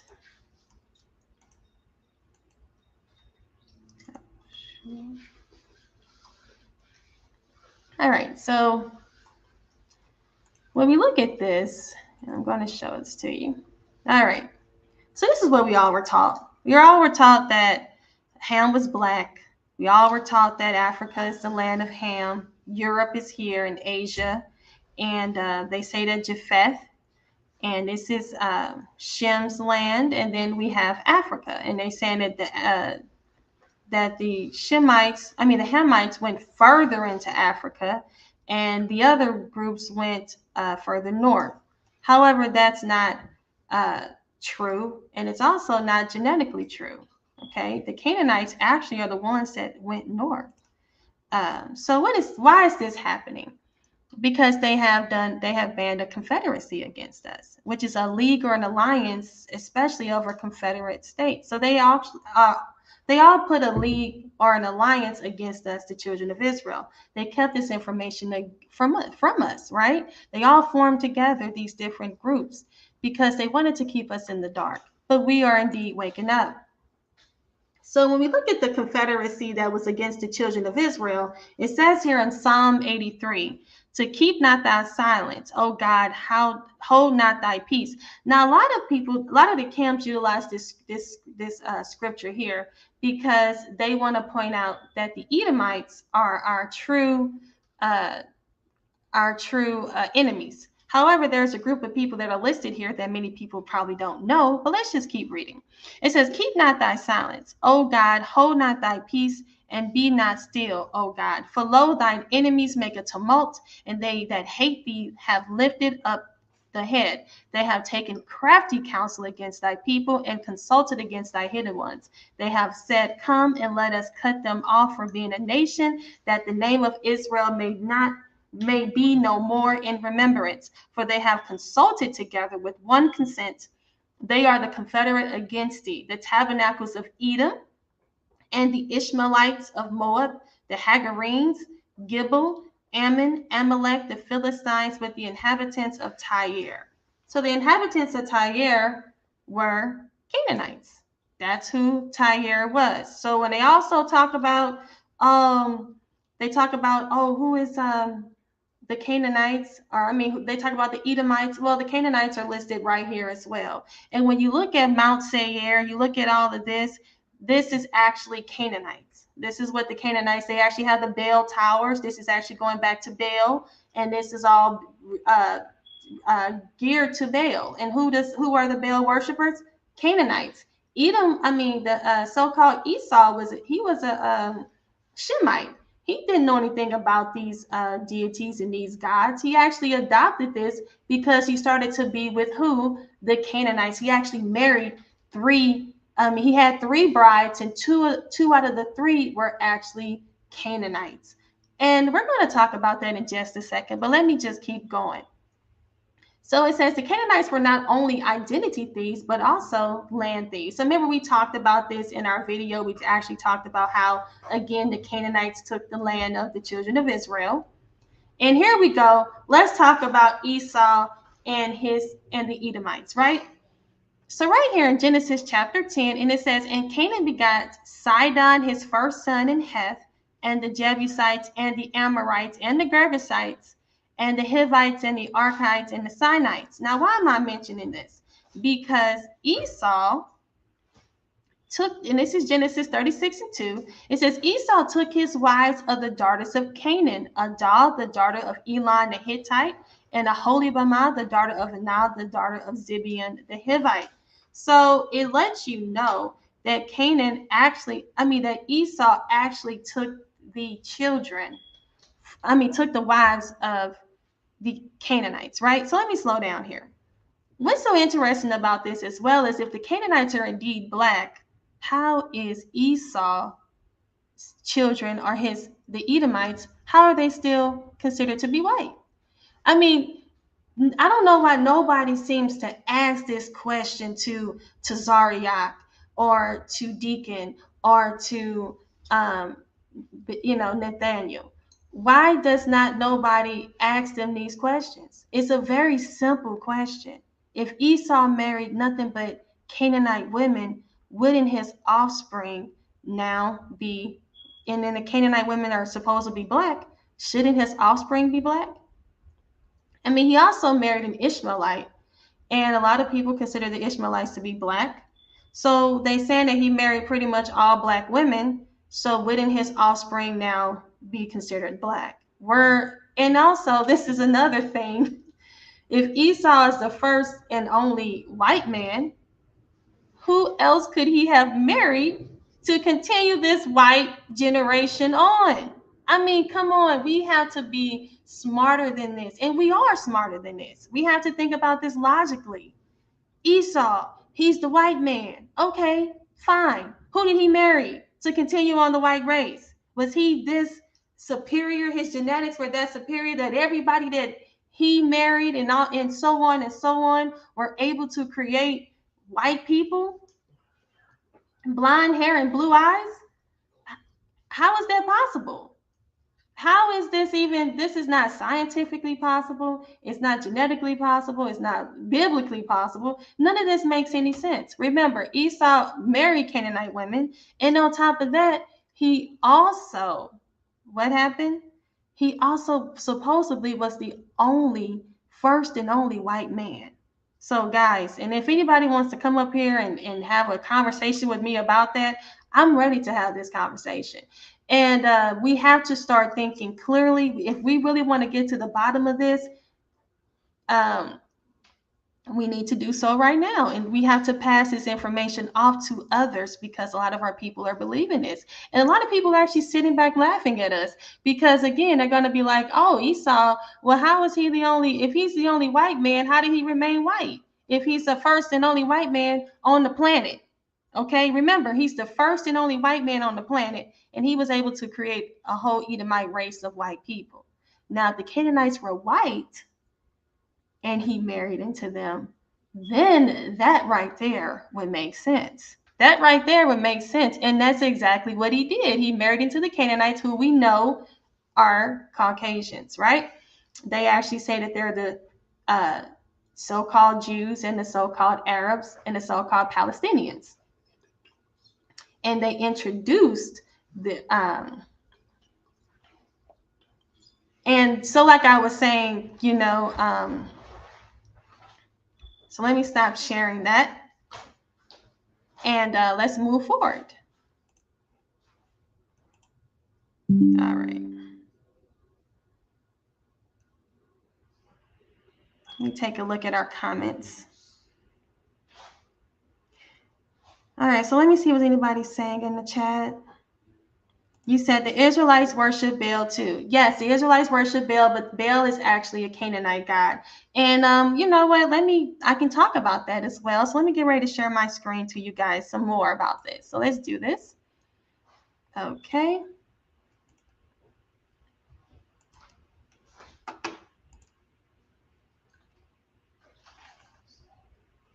All right, so and we're going to talk about, let me just talk about Esau again. So remember, Esau was the ones that established the dukes, and the dukes are actually Canaanites, right? It says here, the sons of Duke and Seir the Horite. It says, these are the sons of Seir the Horite who inhabited the land, Lotan and Shobal and Zibeon and Anah. So the dukes were actually Canaanites, and that's something that nobody actually brings out. And when you look up here, it says Lotan, Shobal, Zibian. So who is Zibian? Zibian is actually a Hivite right there. We see that he's a Hivite. And the Hivites are the Horites.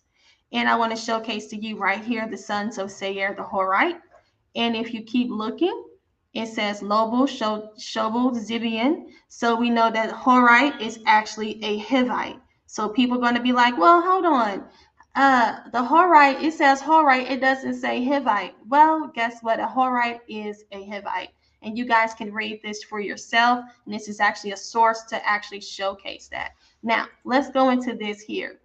Remember, this is where the Hittite Empire was. Like I said, they like to showcase maps that have us, the Canaanites, going further into Africa. Well, if that is indeed the truth, then why are the Amorites here? Why are the Hittites here? The Kassites here? We see the Canaanites are actually the ones that are going further north, and they're not going into Africa.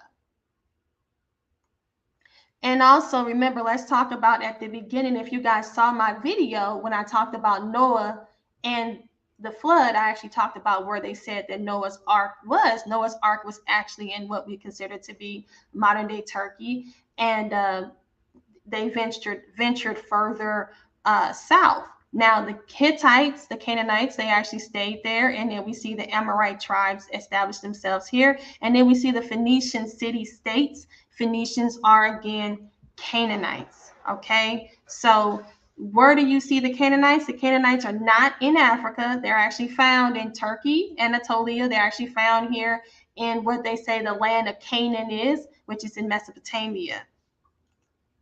All right. So it was an indoctrination of the Christian church.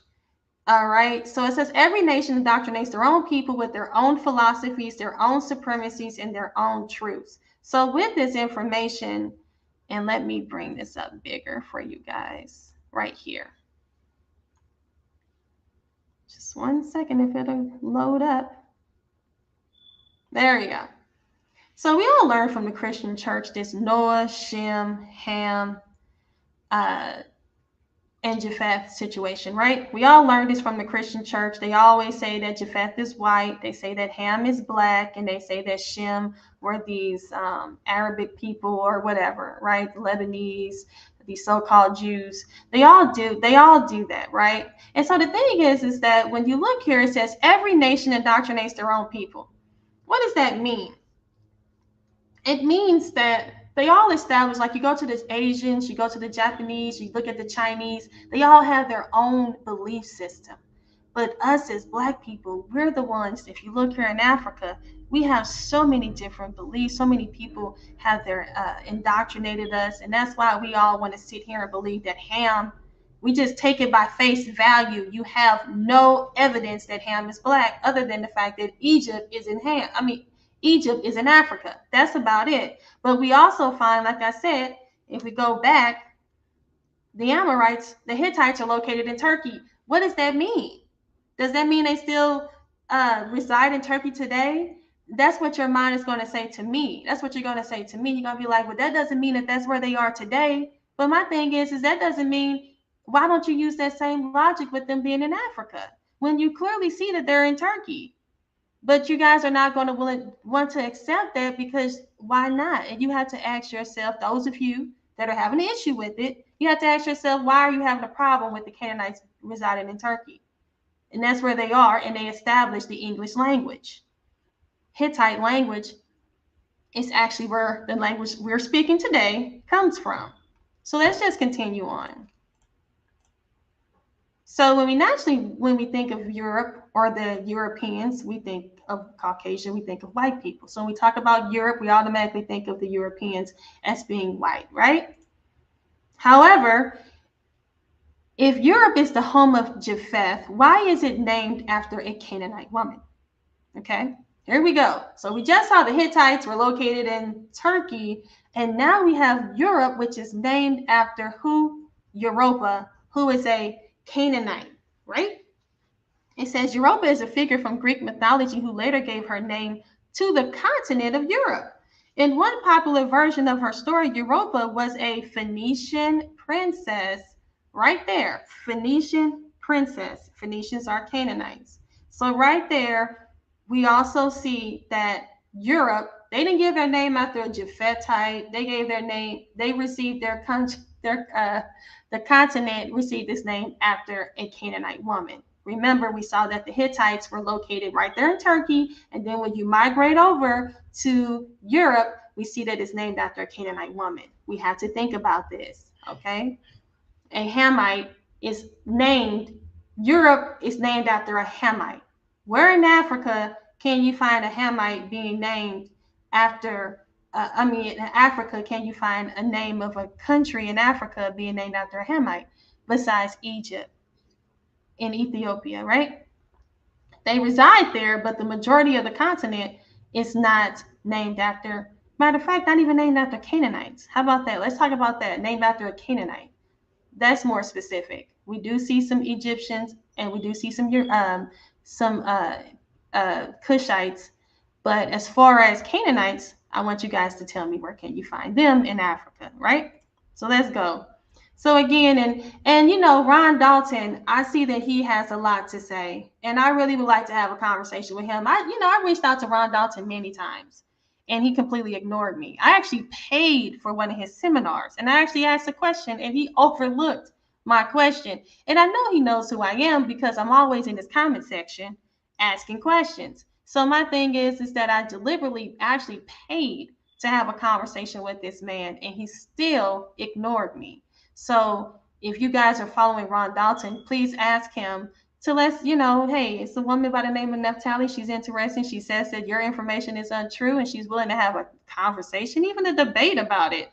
But we'll see who is willing to actually try to find the truth and establish the truth. But again, here's a source from Encyclopedia Britannica that actually, verifies what I just said about Europa being a Phoenician, right, which is Canaanite. So also, when we look at Europe, Europe was actually ruled by a group of Black people or melanated people by the name of Minoans. Okay, so Europe wasn't always, centered around Caucasian people. There was actually the Minoans, and the Minoans were actually a melanated people. And these are actual pictures of the Minoans. Now, what I want to showcase to you is these melanated people or Black people, whatever you want to call them, are just look like they're praising and looking, googly-eyed and glamored by this white woman. And we see the men doing it right here, and then we see the women are doing it. And we see here that they're following again behind this white woman. Why is that? Because remember, we saw, if you guys watched at the beginning of my video, this live, you saw how you had them saying, oh, Ephraim arrived on the chariot. Why is Ephraim arriving on the chariot? Because they're Hispanics, right? I never see them say that about, again, any so-called Black tribes. Judah, never heard them say Judah arrived on the chariot, but they seem to praise Ephraim. And right here we see these so-called melanated people here, the Minoans, who established Europe, praising this woman and following this woman. So we have to understand that the Minoans, 3,500-year-old advanced Minoan technology, was lost art and not seen again until the 1950s.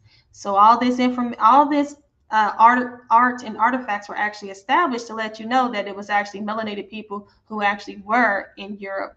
And then eventually these other group of people started to pop up later on. So let's talk about the Minoan civilization. It says, however, with further research, we found out that many of these civilizations were actually Black. It says the Minoans was a Bronze Age civilization in the island of Crete and in other Asian islands, whose earliest beginnings were for 3,500 BC, with the complex urban civilization beginning around 2000 BC. So right there lets you know that the Minoans did establish a big portion of Europe. Okay. So I'm not going to get further into that right now. So let's stop that. Okay.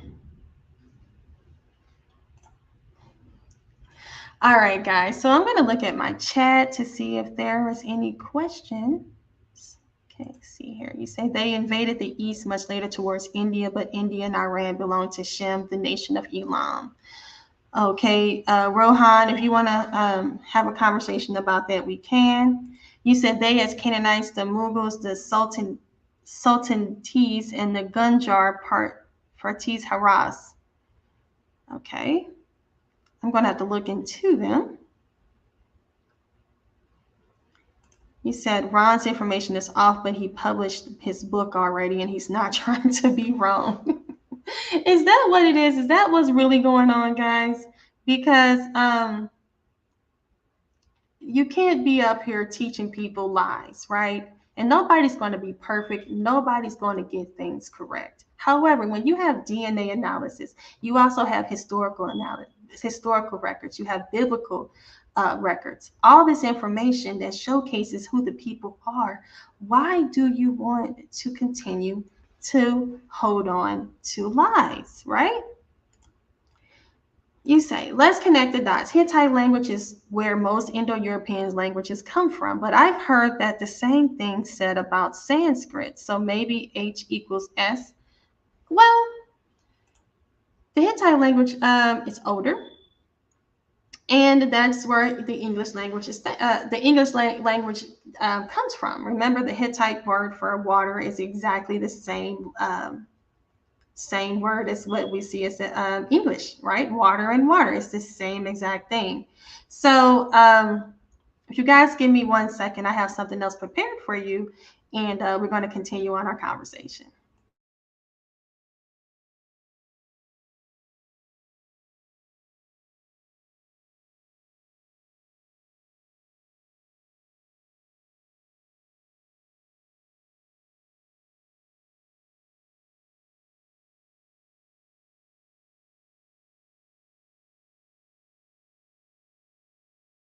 All right, so meanwhile, I'm going to drop the link and see if anybody wants to come on and have a conversation with me. You can ask me anything. If you agree, let me know if you agree. If you disagree, let me know why. So that way we can continue on the conversation and try to get to the bottom of this, right? So I'm going to go ahead and share my link with you guys.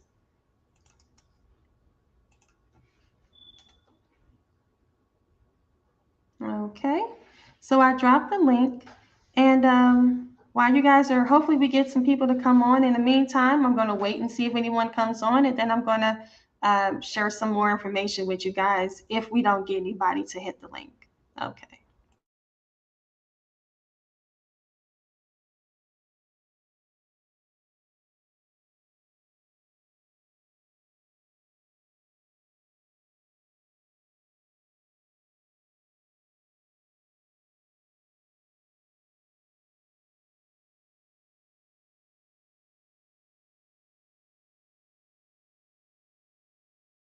Encyclopedia Britannica.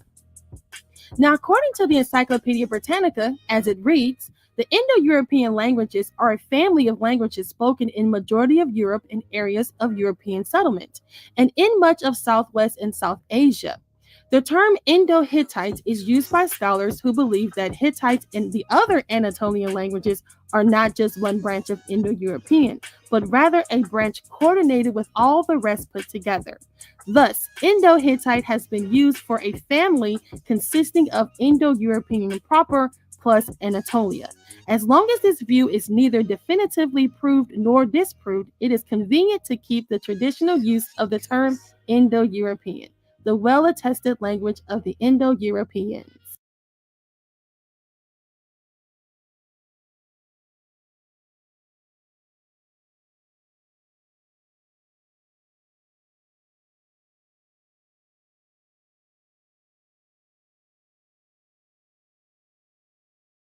All right, guys. So we're getting ready to talk about this Indo-European language. We're going to talk about the Hittite language, okay? So let's get ready to talk about that real quick. All right, so Indo-European languages, it says it's a family of languages spoken in most of Europe and areas of European settlements and in much of Southwest and South Asia. It says the term Indo-Hittite is used by scholars who believe that the Hittite and the other Anatolian languages are not just one branch of Indo-European, but rather a branch that coordinates with all the rest put together. Thus, Indo-Hittite has been used for a family consisting of Indo-European proper plus Anatolian.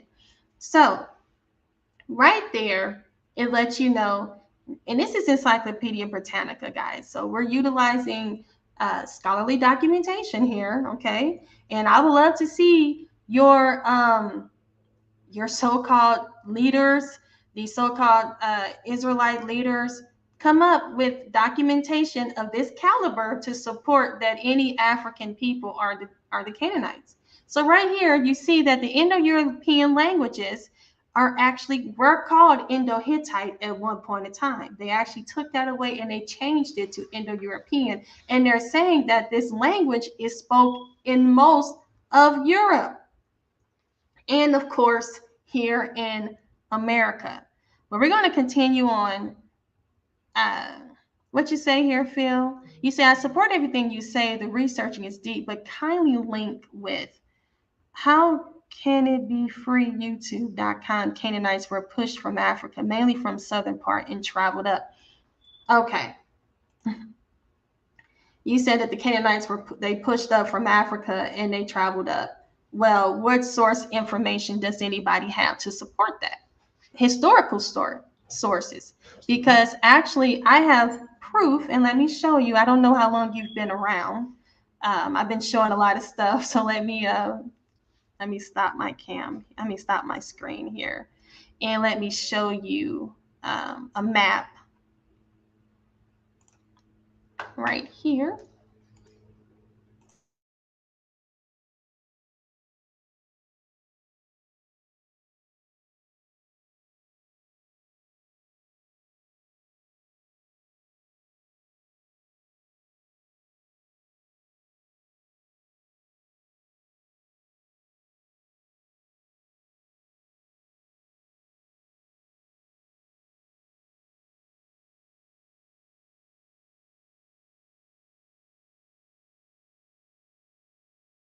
I muted myself, guys. Give me a second. All right, here we go. Now, I'm going to blow this up. Now, this is where Noah, Shem, Ham, and Japheth, according to, and Canaan, remember, this is where they got off of the boat, right? The ark, right up in here, Mount Sinai. So what ended up happening here is that they never left. The Hittites, the Canaanites never left. As you see, they're right here. And then when you see here, the Amorites are right here. They never left. Hittites are still in the land where the ark actually landed. Okay. And if you guys watch my video that I did on Noah's Ark, you will see that it actually was landing here in Turkey, because it says Mount Sinai, and Mount Sinai is in this area. So once they got off, and if you continue on watching my video, I actually talk about the Sumerians, and I actually talk about the Sumerians, and I talk about as well as how the Babylonians, let me get out of that. The Babylonians were the ones who established Babylonia. The Babylonians are the ones that were actually Amorites, and they established Babylon, right? The Amorites were the ones who actually established Babylon.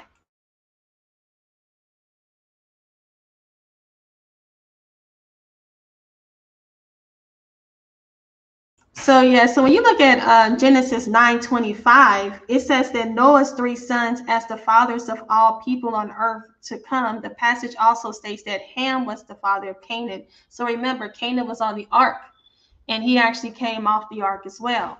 So let's just continue on, and let me see what's going on in the chat. Now you said, please check howcanhebefree.com, the Canaanites. Oh, how can I be free to Canaanites? Okay. Well, if you can, showcase some form of information for me right now, I would gladly see. Let's see. You said I get more audience after 6 p.m. It's okay. People can come and watch when they're ready. This is when I'm free. You said, I'm sure some hater would come to argue and cause confusion. Brother, straight like that. That's why I made this. That's why I'm live right now, because I want them to come and cause some confusion. So you said, so Africa isn't the start, just where they moved. So you said, so Africa isn't the start, just where they moved the animals. Yeah, we have to think about it like this. Africa is not the start. Well, Africa probably was the start before the flood, okay? But after the flood, they landed in Turkey. And I'm going to showcase that to you. I actually have let me showcase that to you guys. 1 second, I got to look for that.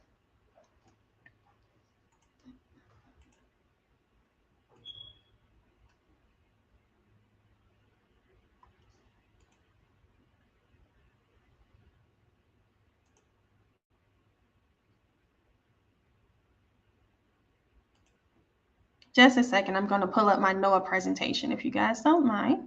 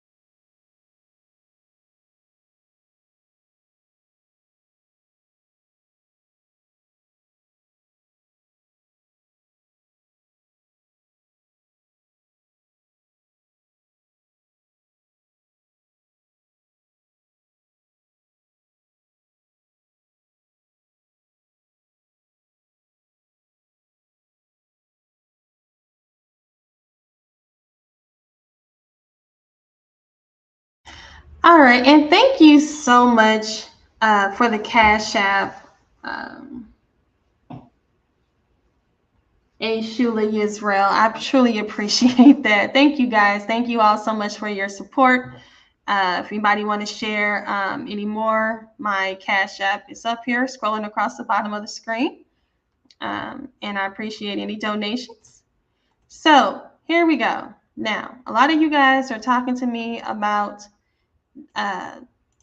where did life begin as far as the Bible. So I actually have my Noah presentation right here. I'm not going to go into it in depth, but I am going to go into a little bit about where Noah's Ark resided. So it says the story of Noah's Ark is one of the most intriguing stories known to mankind.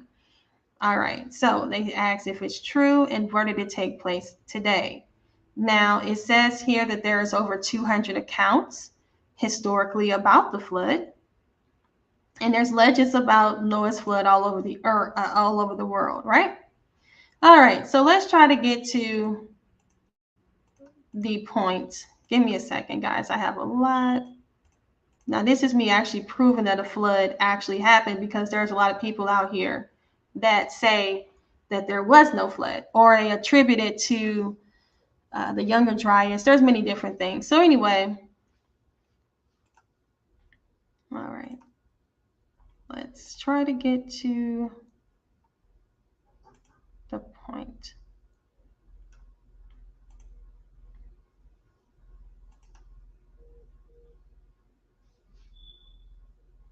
Okay.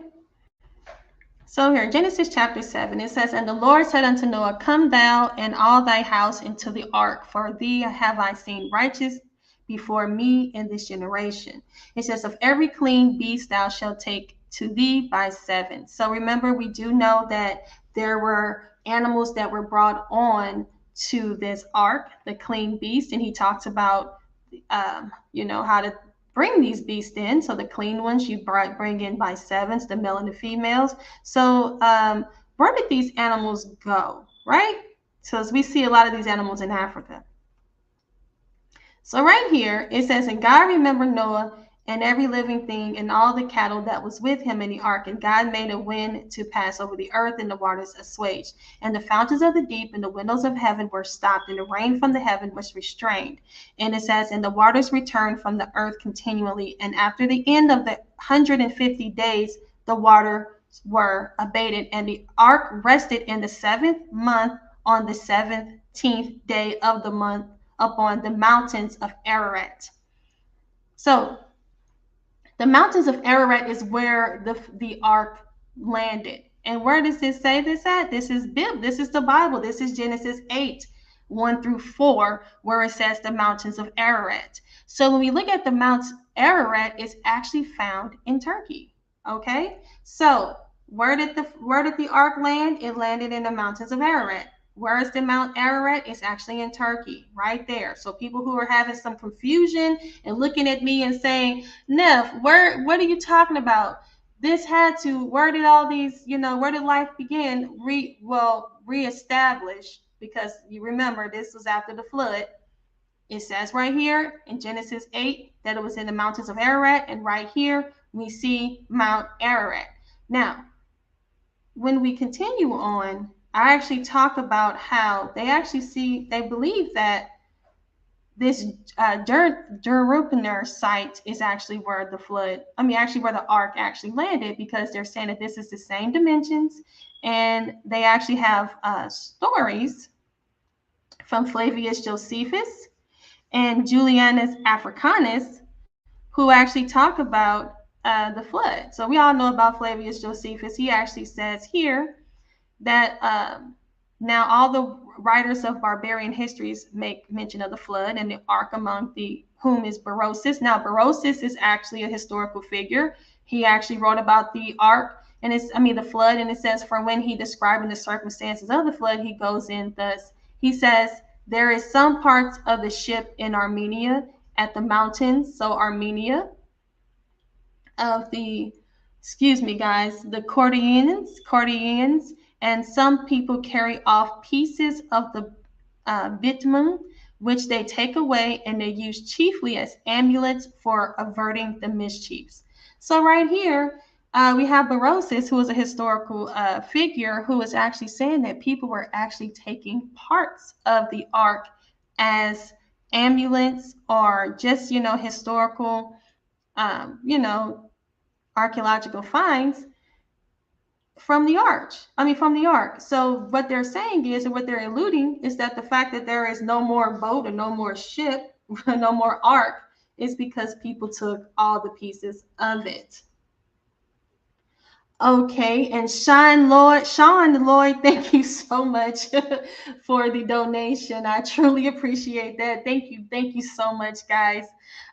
So we just saw that the historical account of the flood was actually, brought up by Flavius Josephus, as well as Berosus and Julianus Africanus, right? So what did I talk about here? I just talked about here in Genesis 8 how the ark landed on mountains of Ararat. That's what it says in Genesis 8. And when we look up where Mount Ararat is located, it's located in Turkey. So people who want to sit up there and say that it's located wherever it's located, hey, we're going to use the Bible, and then we're going to find out where this is located. And then we're going to say that this is where it's located because that's what the Bible says. All right?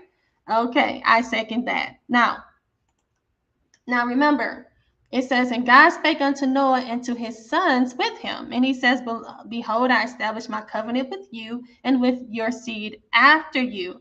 And it says, and with every living creature that is with you, of the fowl, of the cattle, and every beast of the earth with you, from all that go out of the ark, to every beast of the earth. So yes, all those animals that were on Noah's ark, they came out of the ark. So those animals existed, but guess where they landed? They landed in Turkey.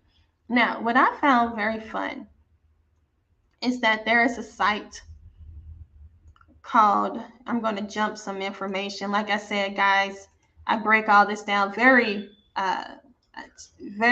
thoroughly in my Noah's Ark video. So I'm going to actually make this bigger right here. All right. For some reason, things are loading up a little slow. Excuse me. Okay. So it says Noah's beast released on the hills of Göbekli Tepe. Now, what is Göbekli Tepe and where is Göbekli Tepe found? Göbekli Tepe is actually found in what? Turkey, right? And what they're saying is that those beasts that were actually on the ark were actually released in Turkey, which actually coincide with what the Bible says. Everybody wants to, again, talk about Africa, but Africa is...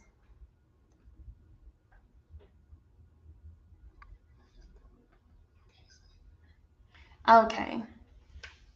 Okay, so, all right, like I was saying, excuse me.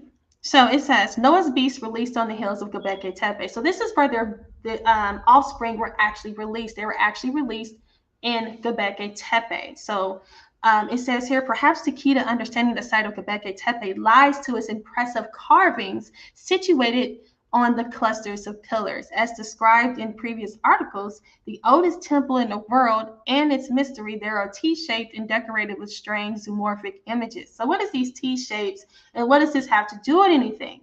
Well, remember, let's go back. Genesis 8 said that the ark landed on Mount Ararat, correct?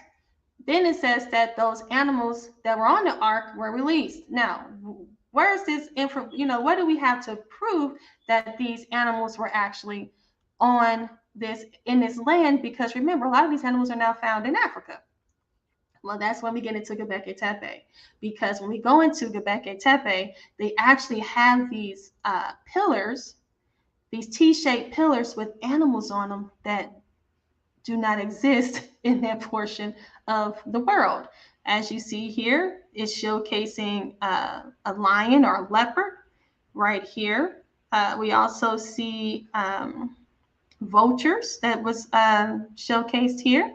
And we also see cranes. And this looks like a bull. And we have a fox. And this one is represented to be some form of a serpent or a snake.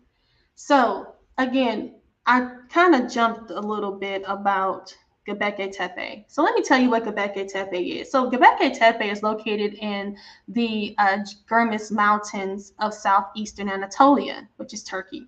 This property presents monumental round, oval, and rectangular megalithic structures erected by what they would consider to be hunter-gatherers. Because remember, this is Noah and his sons who came out to reestablish the planet.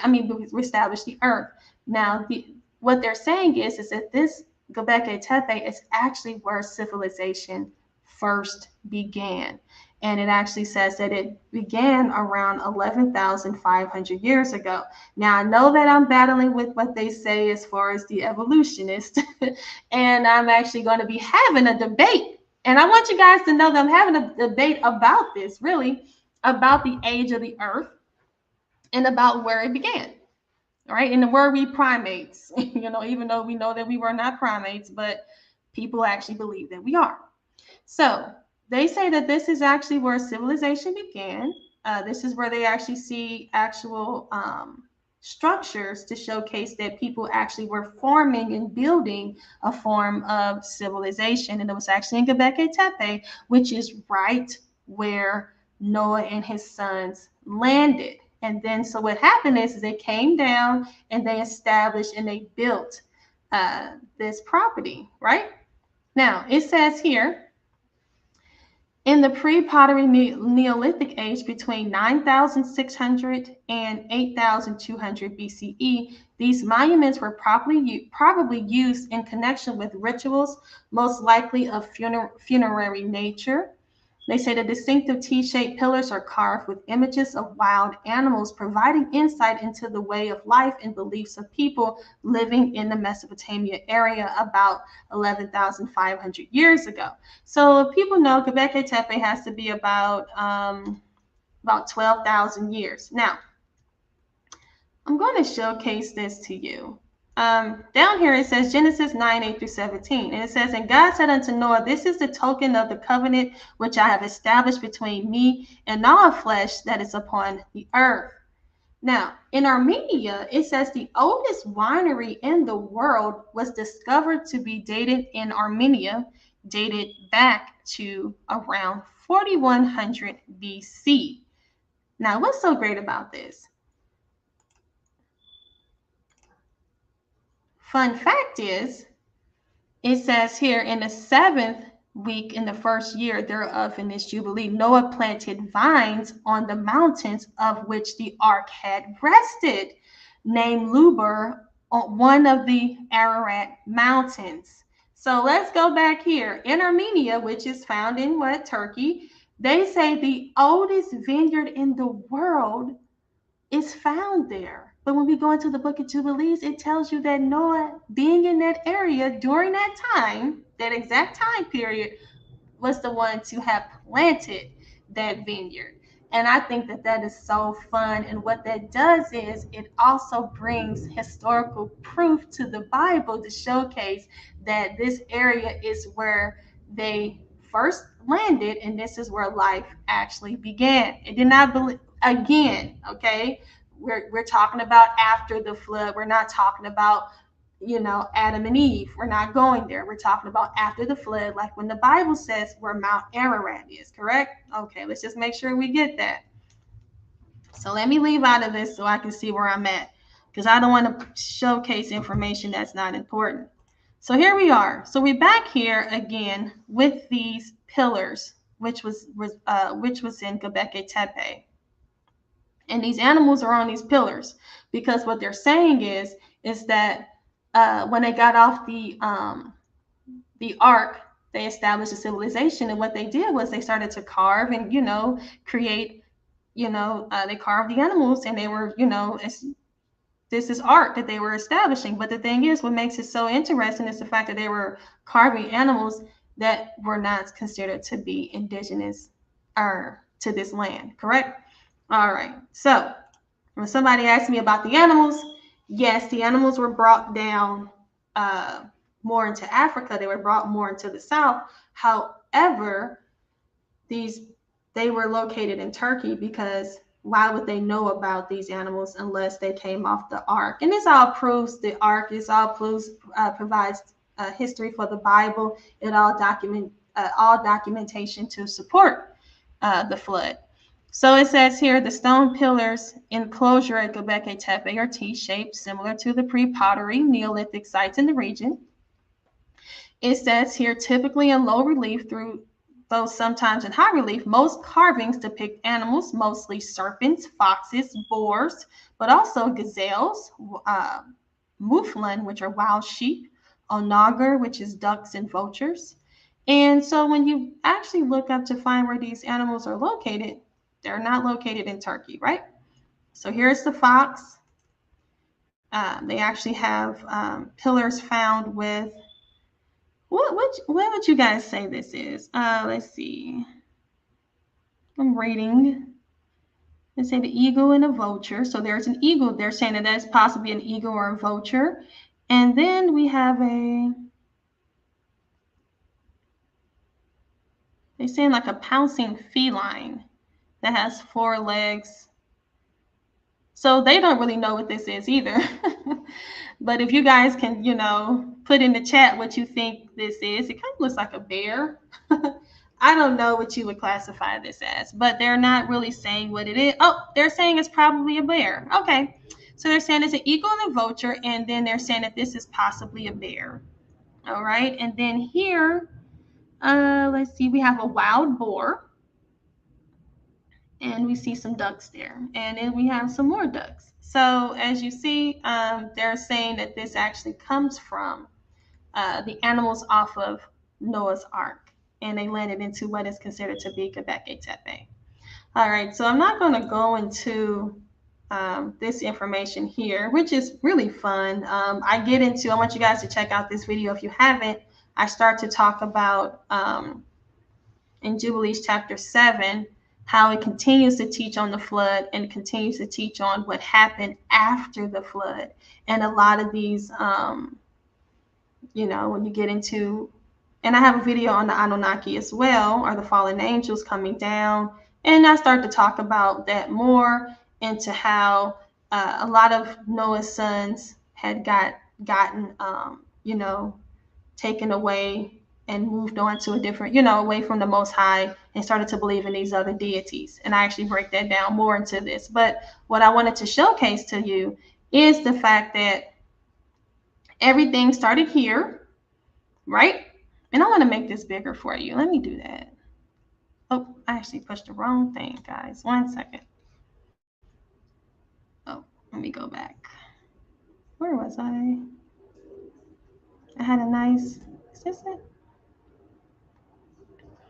Sorry, my computer is moving a bit slow.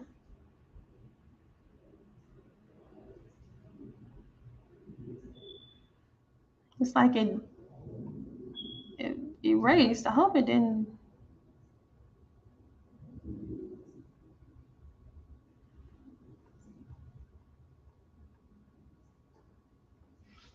All right. Wow, I just had a really nice map up here that I was going to showcase. Let me leave out and go back in. Just give me 1 second.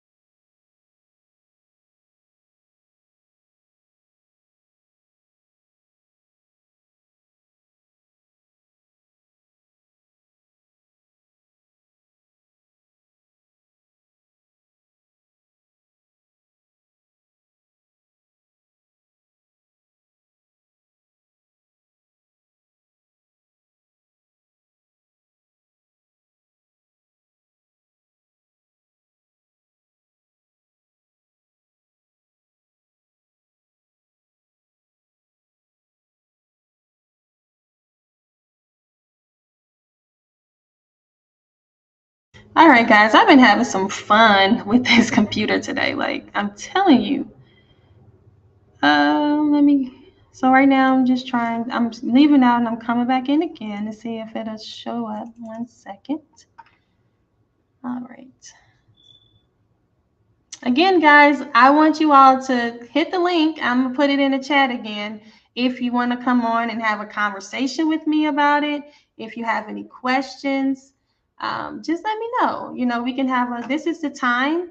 I'm actually coming back out with the Canaanite doctrine, because I know I talk about it as far as my different videos, but this is the first time that I'm actually sitting down and, you know, starting from the beginning with the Canaanites. So, wow.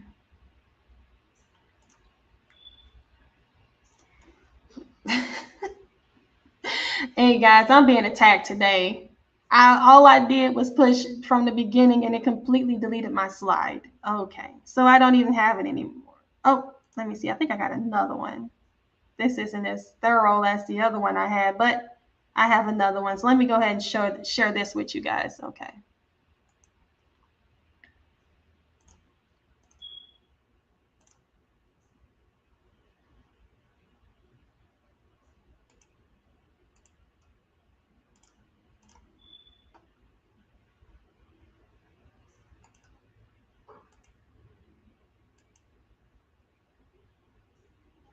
All right. Kind of forget which one it was. Okay, here it is.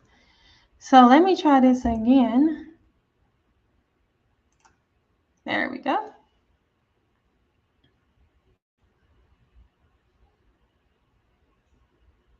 All right. So right here is showcasing where Noah and the ark.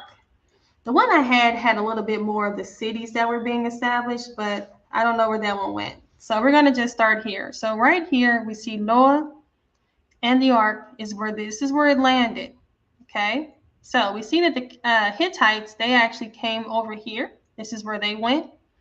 And then when you go down to the Tower of Babel, that's where this is. So we see a lot of them are venturing out and they're landing and they're established here. This is where civilization began. Like I said, I did have a map that showcased a lot more, but I don't know, it just disappeared on us, right? So then we see here Nineveh, we see Babylon, we see Cush, we see Uruk, and we see All of them were located right here in the so-called Middle East, or what we would classify as Mesopotamia. And then we see Egypt right here. So we know that Nimrod established with Cush. He was about here. And then we know Babylon. And if you guys watched my video that I did not too long ago, you should check it out when I talk about the Amorites were actually Babylonians. Okay. That's who the Babylonians were. So the Amorites were the Babylonians. And why do I say this? Why do I keep repeating this? Because people got to understand that the Amorites were located here in the Mesopotamian area. They were not located in Africa, right? Okay. So here we have Noah. They ventured out, came down here, established civilization. And then a lot of them, Nineveh, Babylon, Cush, Uruk, and all of them were right here. And as far as the animals ventured off and they later came into Africa. And that's pretty much how it established from the Bible. That's what, let me see here. I'm trying to see if I have any more maps. Okay.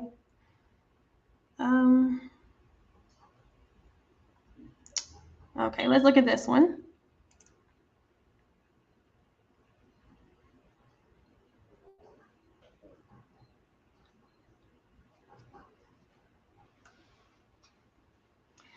All right, guys, this is really moving slow. Oh, okay, there we go. Okay, so here we go again. So we have Nineveh with the Assyrians.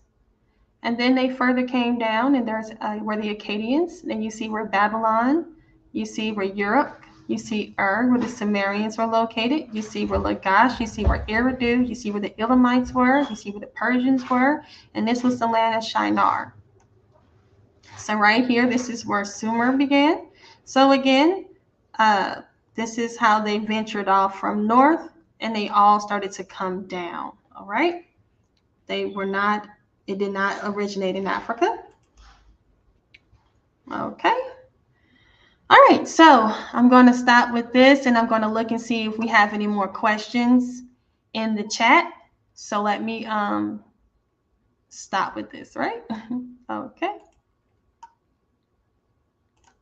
All right, so let me look in the chat and see if we have anything. And I'm also going to share my screen. I mean, not share my screen. I'm going to share this link with you guys. I'm going to drop the link in here and see if anybody wants to come on. And if you guys have any, like I said, you can have any questions, concerns, or if you just want to tell me you enjoying what I'm saying, that's good too. All right, so it says, sister is misleading people. It is Constellation's temple consecrated to God Osiris. Okay, if you want to come up here, OSB College University, and since I'm misleading people, please come up and let's talk about it.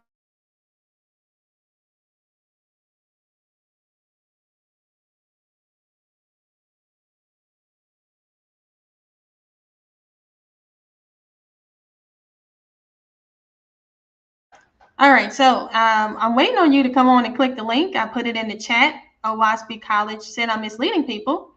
You said it was an astrology chamber temple. What was an astrology chamber temple? Why don't you come up here and elaborate more? You said you read the OSB really equals WASP, white, Anglo-Saxon Protestants. You said those animals are zodiac signs. Oh, okay. I see what you're talking about. You're talking about the Göbekli Tepe. And I remember I was supposed to be having a conversation with somebody about this. We were having a debate. Well, not even a debate. We were supposed to be having a conversation about this. And he pulled up Göbekli Tepe, and I pulled up Göbekli Tepe. So the OWASP actually talk about the Göbekli Tepe as well as we do. So if you want to come up here, I would like to continue on this conversation with you. If not, then hold your peace and be quiet in the chat.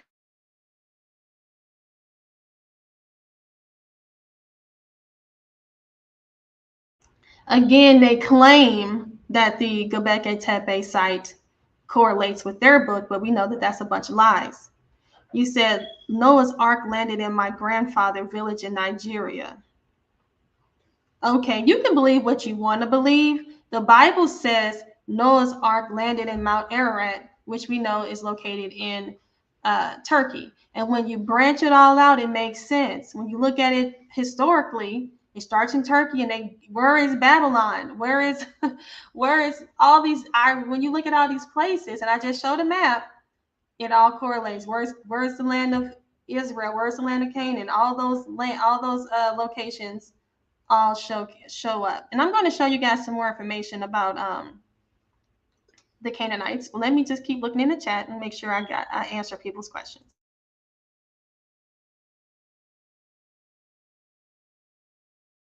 You say you keep using faulty scholarship. It's the only you got. It's not your fault. They Confederate. Psalms 83 and crafty. Not sure what that means. All right, why don't you click the link since I'm utilizing faulty scholarship.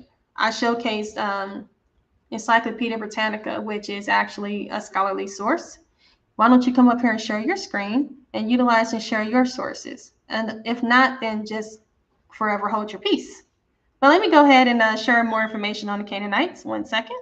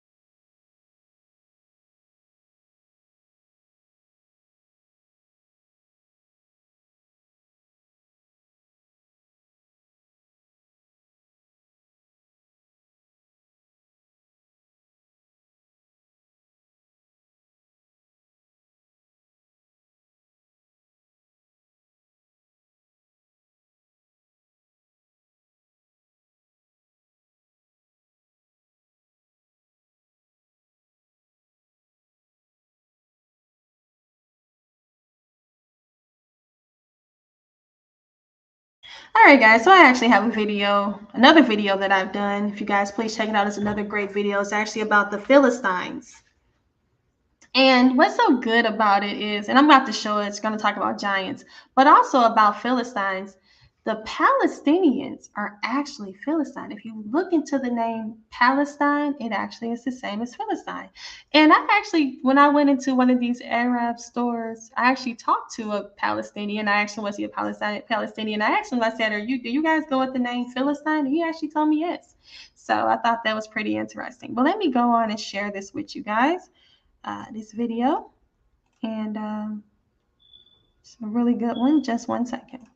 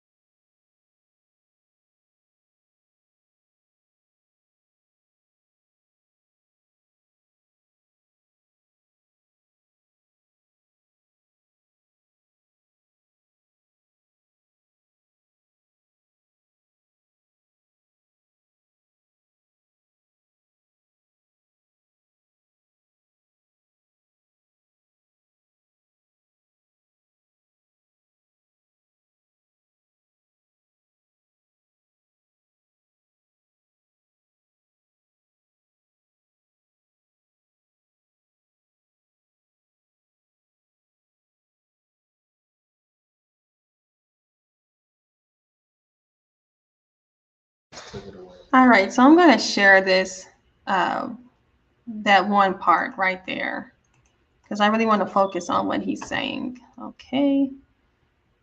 And there we go. All right. All right, so right here it says, our forefathers are the monotheist Canaanites and Jebusites. Right there. You said the audio was out? Let me take a look at that 1 second.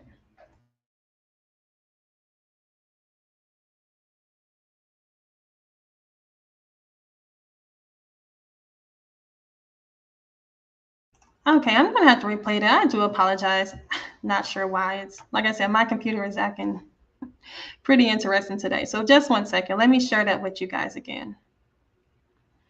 But for the most part, right here, he says, our forefathers are the monotheistic Canaanites and Jebusites. So these people know this information. They know their history. We just don't. And what they're doing is that they're standing up here and they're telling, once I play it, you're going to hear how boisterous and how steady and compassionate he is about his history. And the fact that they are trying to hide it. Now, everybody's going to be like, oh, well, he's just trying to get this land. No. You want to get the land, you don't have to tell people that you're a Canaanite. There's many other ways to say that how to get land, okay? Saying that you're a Canaanite that's not what you would do if you're not a Canaanite. Well, let me go ahead and share the video, and hopefully this time it actually plays with the 1 second.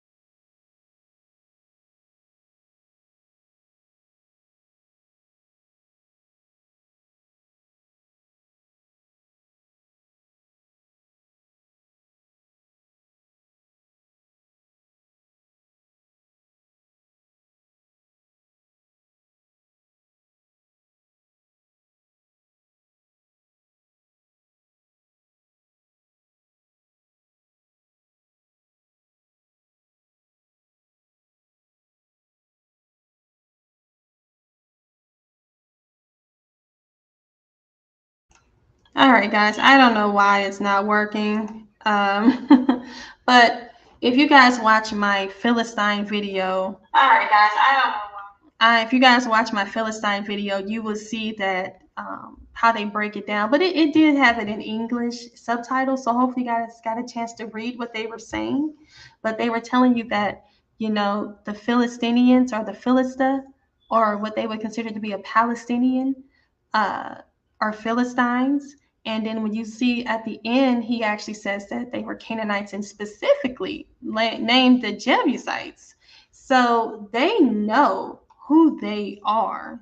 The point of the matter is are you willing to accept the fact that they are who they are, right? Like I said, we have all this information. We have the DNA analysis. We have archaeological findings. And we also have them openly admitting to who they are. What more information do you need? Remember, the Canaanites were a very powerful people. And let me see if I have something on how powerful they are. Just a second. Let me look that up. 1 second.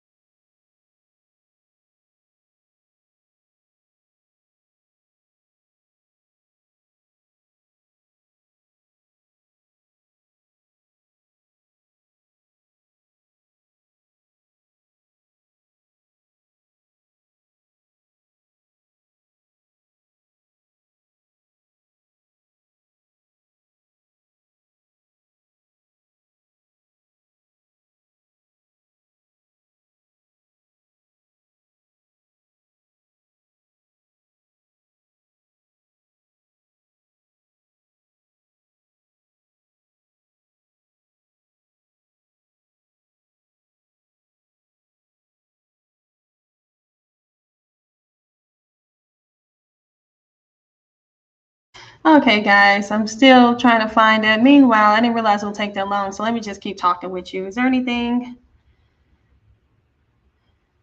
You said it's all good. You brought out the information. It has subtitle at the bottom. Okay. Yeah, I know. Like I said, my computer has been doing a lot. I probably got to do like a hard reset, but I'm not going to do it right now. But it's okay. As long as you guys got to see him say it, the subtitles. But I wish you could have seen the compassion that he was saying it in. They were getting up, standing up before these people, telling them who they are. But the thing is that they don't want you to know. They don't want us to know who they are, right? And they're going to sit up here and say, oh, they're just making this stuff up. They're just, okay, guys, I'm trying to see if this is a presentation that I have that I want to showcase. Oh, okay. Yes, this is a good one right here. Okay, guys, so let's talk about this really quick. And then after that, we can end it. All right. So let's talk about their religion.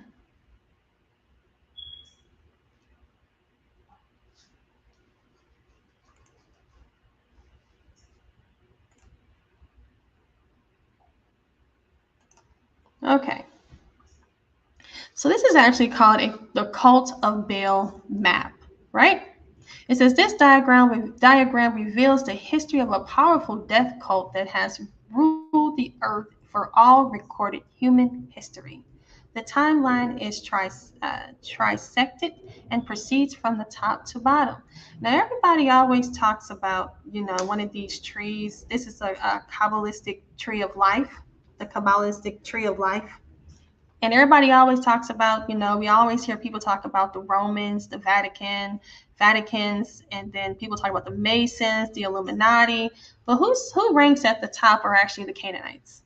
They're the ones who rank at the top. They're the ones that established and originated this religion, this so-called religious cult, right?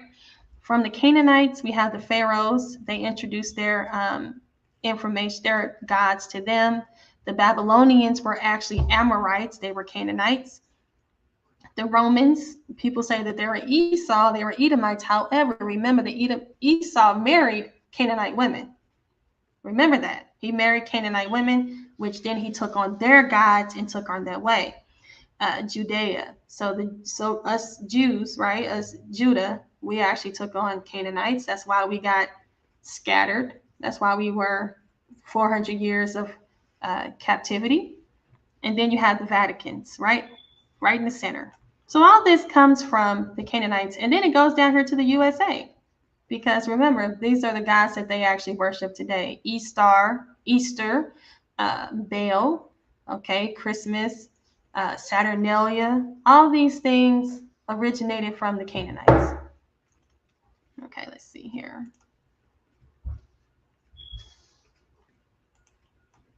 So the Canaanite propagandists operate $1 billion industry in the United States, which masquerades as a religion. If it were true religion, it would not automatically obtain tax exemptions from the IRS. This was just a nice little joke. But right here, it says, when people hear the Canaanites, they immediately envision a primitive African tribe with plates in their lips, standing around playing in the dirt. However, many people don't know how much and how many accomplishments and how much the Canaanites have. Not only when you mix the word Canaanite and their god Baal, you get cannibal or cannibalism. The same with the cannonball. The Canaanites love dogs. So the word canine comes from the Canaanites. And the Asians are the Chinese are the ones that invented the cannonball. And marijuana plant is also called cannabis, which actually comes from the Canaanites. So a lot of these things that the Canaanites, they actually influenced, not only did they influence the Indo-European language, right, Hittite language, which is English, they also gave us the cannibalism actually came from the Canaanites. The cannonball actually came from the Canaanites. The word canine actually comes from the Canaanites, and the word cannabis actually comes from the Canaanites. As you see here, this is a Canaanite goddess holding cannabis plants in her hands. So these are cannabis plants. And this is a Canaanite goddess right here holding cannabis plants in her hand. Now, the gunpowder that was invented by the Chinese alchemists in the 9th century. So the Chinese actually invented the gunpowder. And it says it was soon put to use in fireworks, bombs, rockets, and cannons. So the Chinese are the ones that you can accredit this to, and the Chinese were actually the biblical Sinaites. The Canaanite Sinaites were actually the Chinese, the Asians. Now, I'm not going to get into all of that.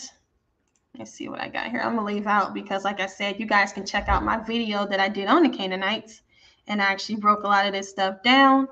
But the Babylonian Talmud, it was documented in Babylonian. The Babylonian Talmud that Canaan, so this was actually a Canaanite Talmud. Okay, I actually mentioned that. So the Babylonian Talmud actually came from the Canaanites. Let's see.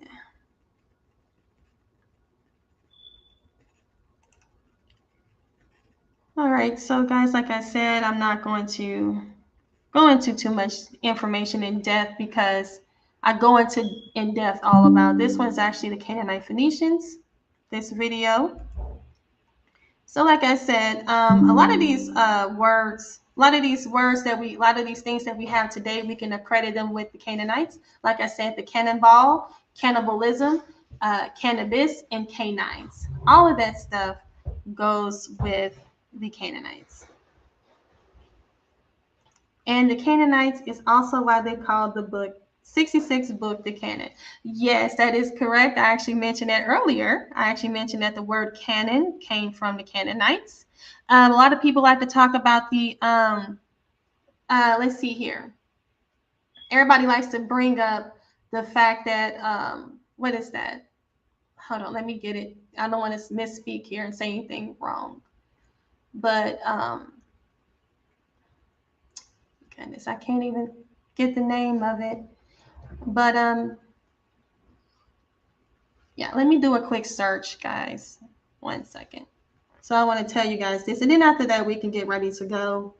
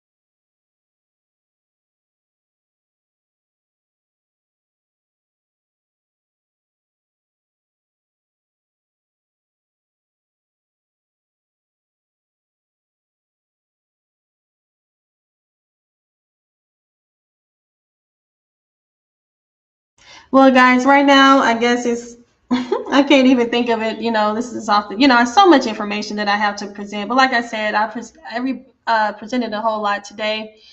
Looking in the chat to see if anybody has anything else they want to say.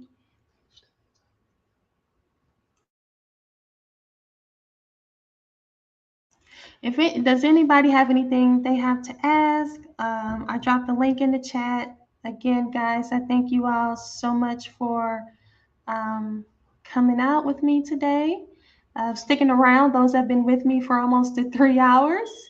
And I'm going to leave off with the rest of this video. And then if, like I said, I'm going to leave out with the rest of this video. And I hope you guys enjoy.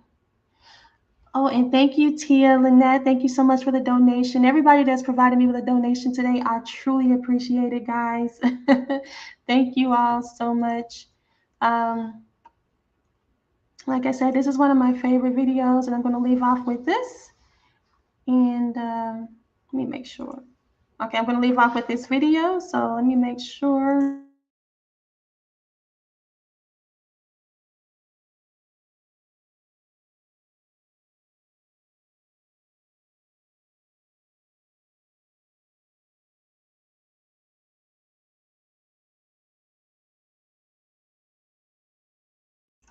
Oh, looks like I have somebody that wants to come on and join me. Shalom. Looks like I have I'm trying to make sure you guys can hear me because I don't know why some things are playing. How do you say your name? Omian? Right, so that's Wapsi College University. How are you? I'm doing great. How about yourself? And what were you saying? You are who? Wapsi College University. Okay. All right. So what's going on? Nothing much. I kind of like disagree with some stuff you were saying, so I just wanted to jump on, Oh my for a few goodness. minutes. Yeah, I know. Thank you so much for jumping on. One thing I hate is when people disagree with me and they just leave. They don't come on and actually provide me an opportunity to answer what their problem is. So what's going on that you disagree? Right. So, the last time you were with a couple of brothers and sisters of mine who had uh, gave you clarity about the temple in Turkey being a constellation temple that was dedicated to Osiris. And when you translate that, it does say it actually was the temple of Osiris, that it was in Noah. And also the Noah stuff, I don't know if you have your Ethiopian Bible with you. If you go to your Matthew, where it talks about the time of Noah, it's actually time of Nohi, which coincides with the Oapsi when the flood happened 25,000 years ago. But you have to get the Bible, the Christian Bible that was published before the year 1611, or get the 1611 version, and you clearly see NOE there. Right. So these are the things. You know. I disagree with you, and then you spoke about some stuff about Canaan and stuff like that. But you did agree that Baal, um, the Israelite did worship Baal, which is okay. I do like your All right. presentation So because you do show some energy. you said something. So I do have the Ethiopian Bible right there. You said Okay.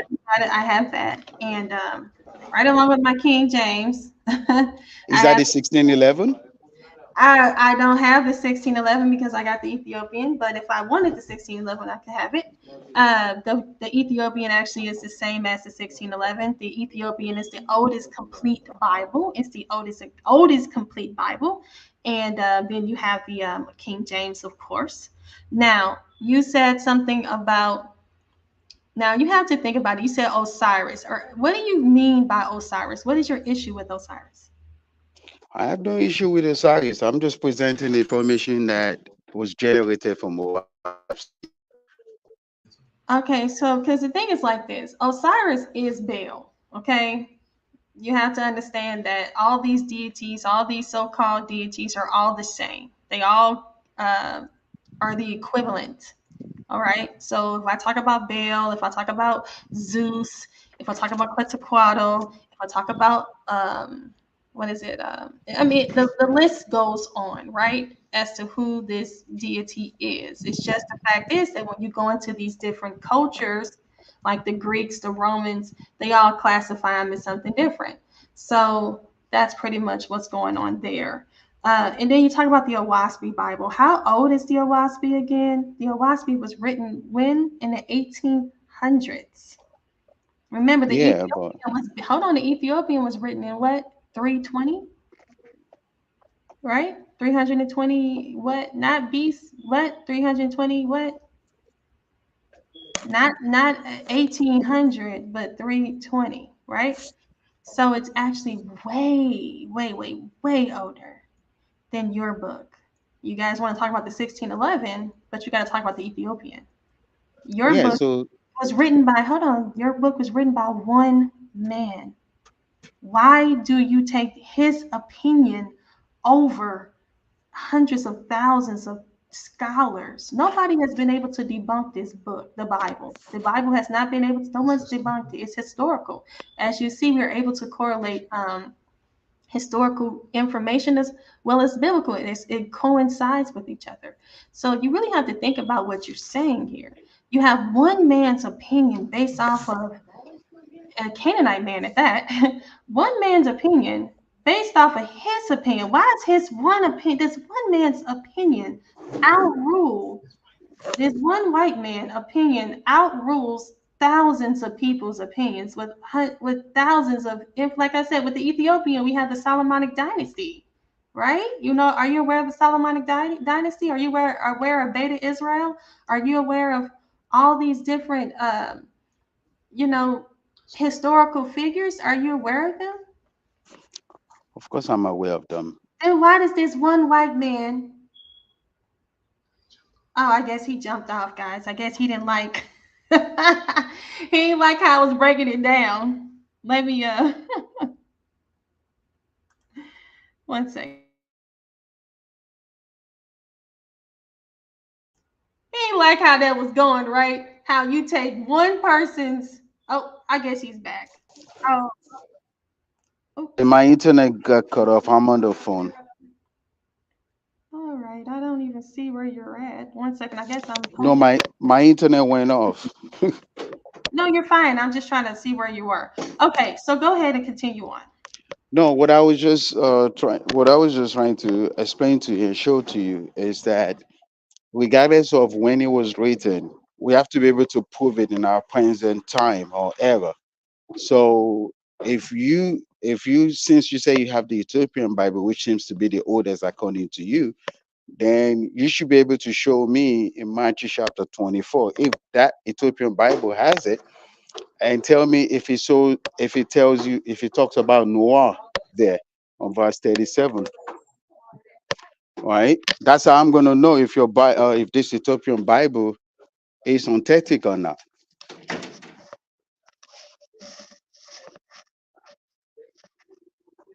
Oh goodness.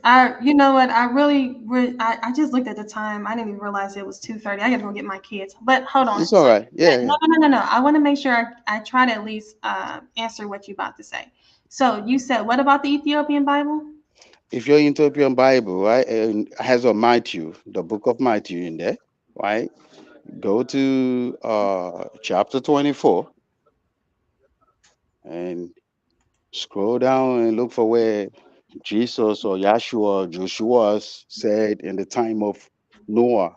It should say the time of Noe, which is NOE, which is the timeline that Orapsi talks about when the flood happened 25,000 years ago.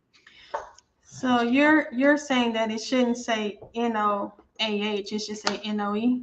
Correct. And where is that located? If you look at any King James Bible that was published before the year 1611 or the year 1611 is there. So are you saying that the King James has an error in it?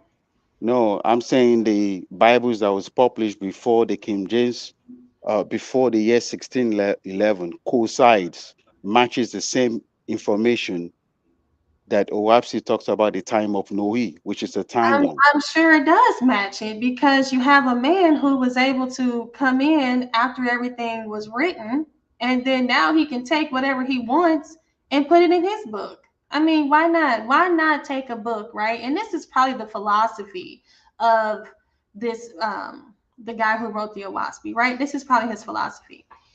Your book sounds like it provides people with a second and a third and a fourth and a fifth chance, right? After you mess up, you can come back and you can try again. Whereas the Bible, and that's, whereas the Bible, you are held responsible for your problems, and you have to pay for that. That's why you say that our Bible is a death code, because yours.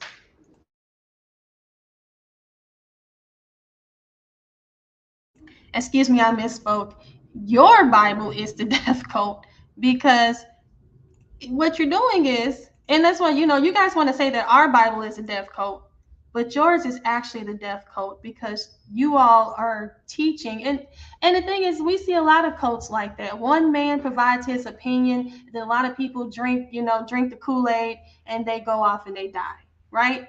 And a big spaceship or something's supposed to come and pick you guys up and take you all off to a promised land or wherever, you know what I'm saying? But your book is full of lies. Like you said, a lot of people actually have died, according to your book. I actually did a presentation on your book and talked about how many people have died.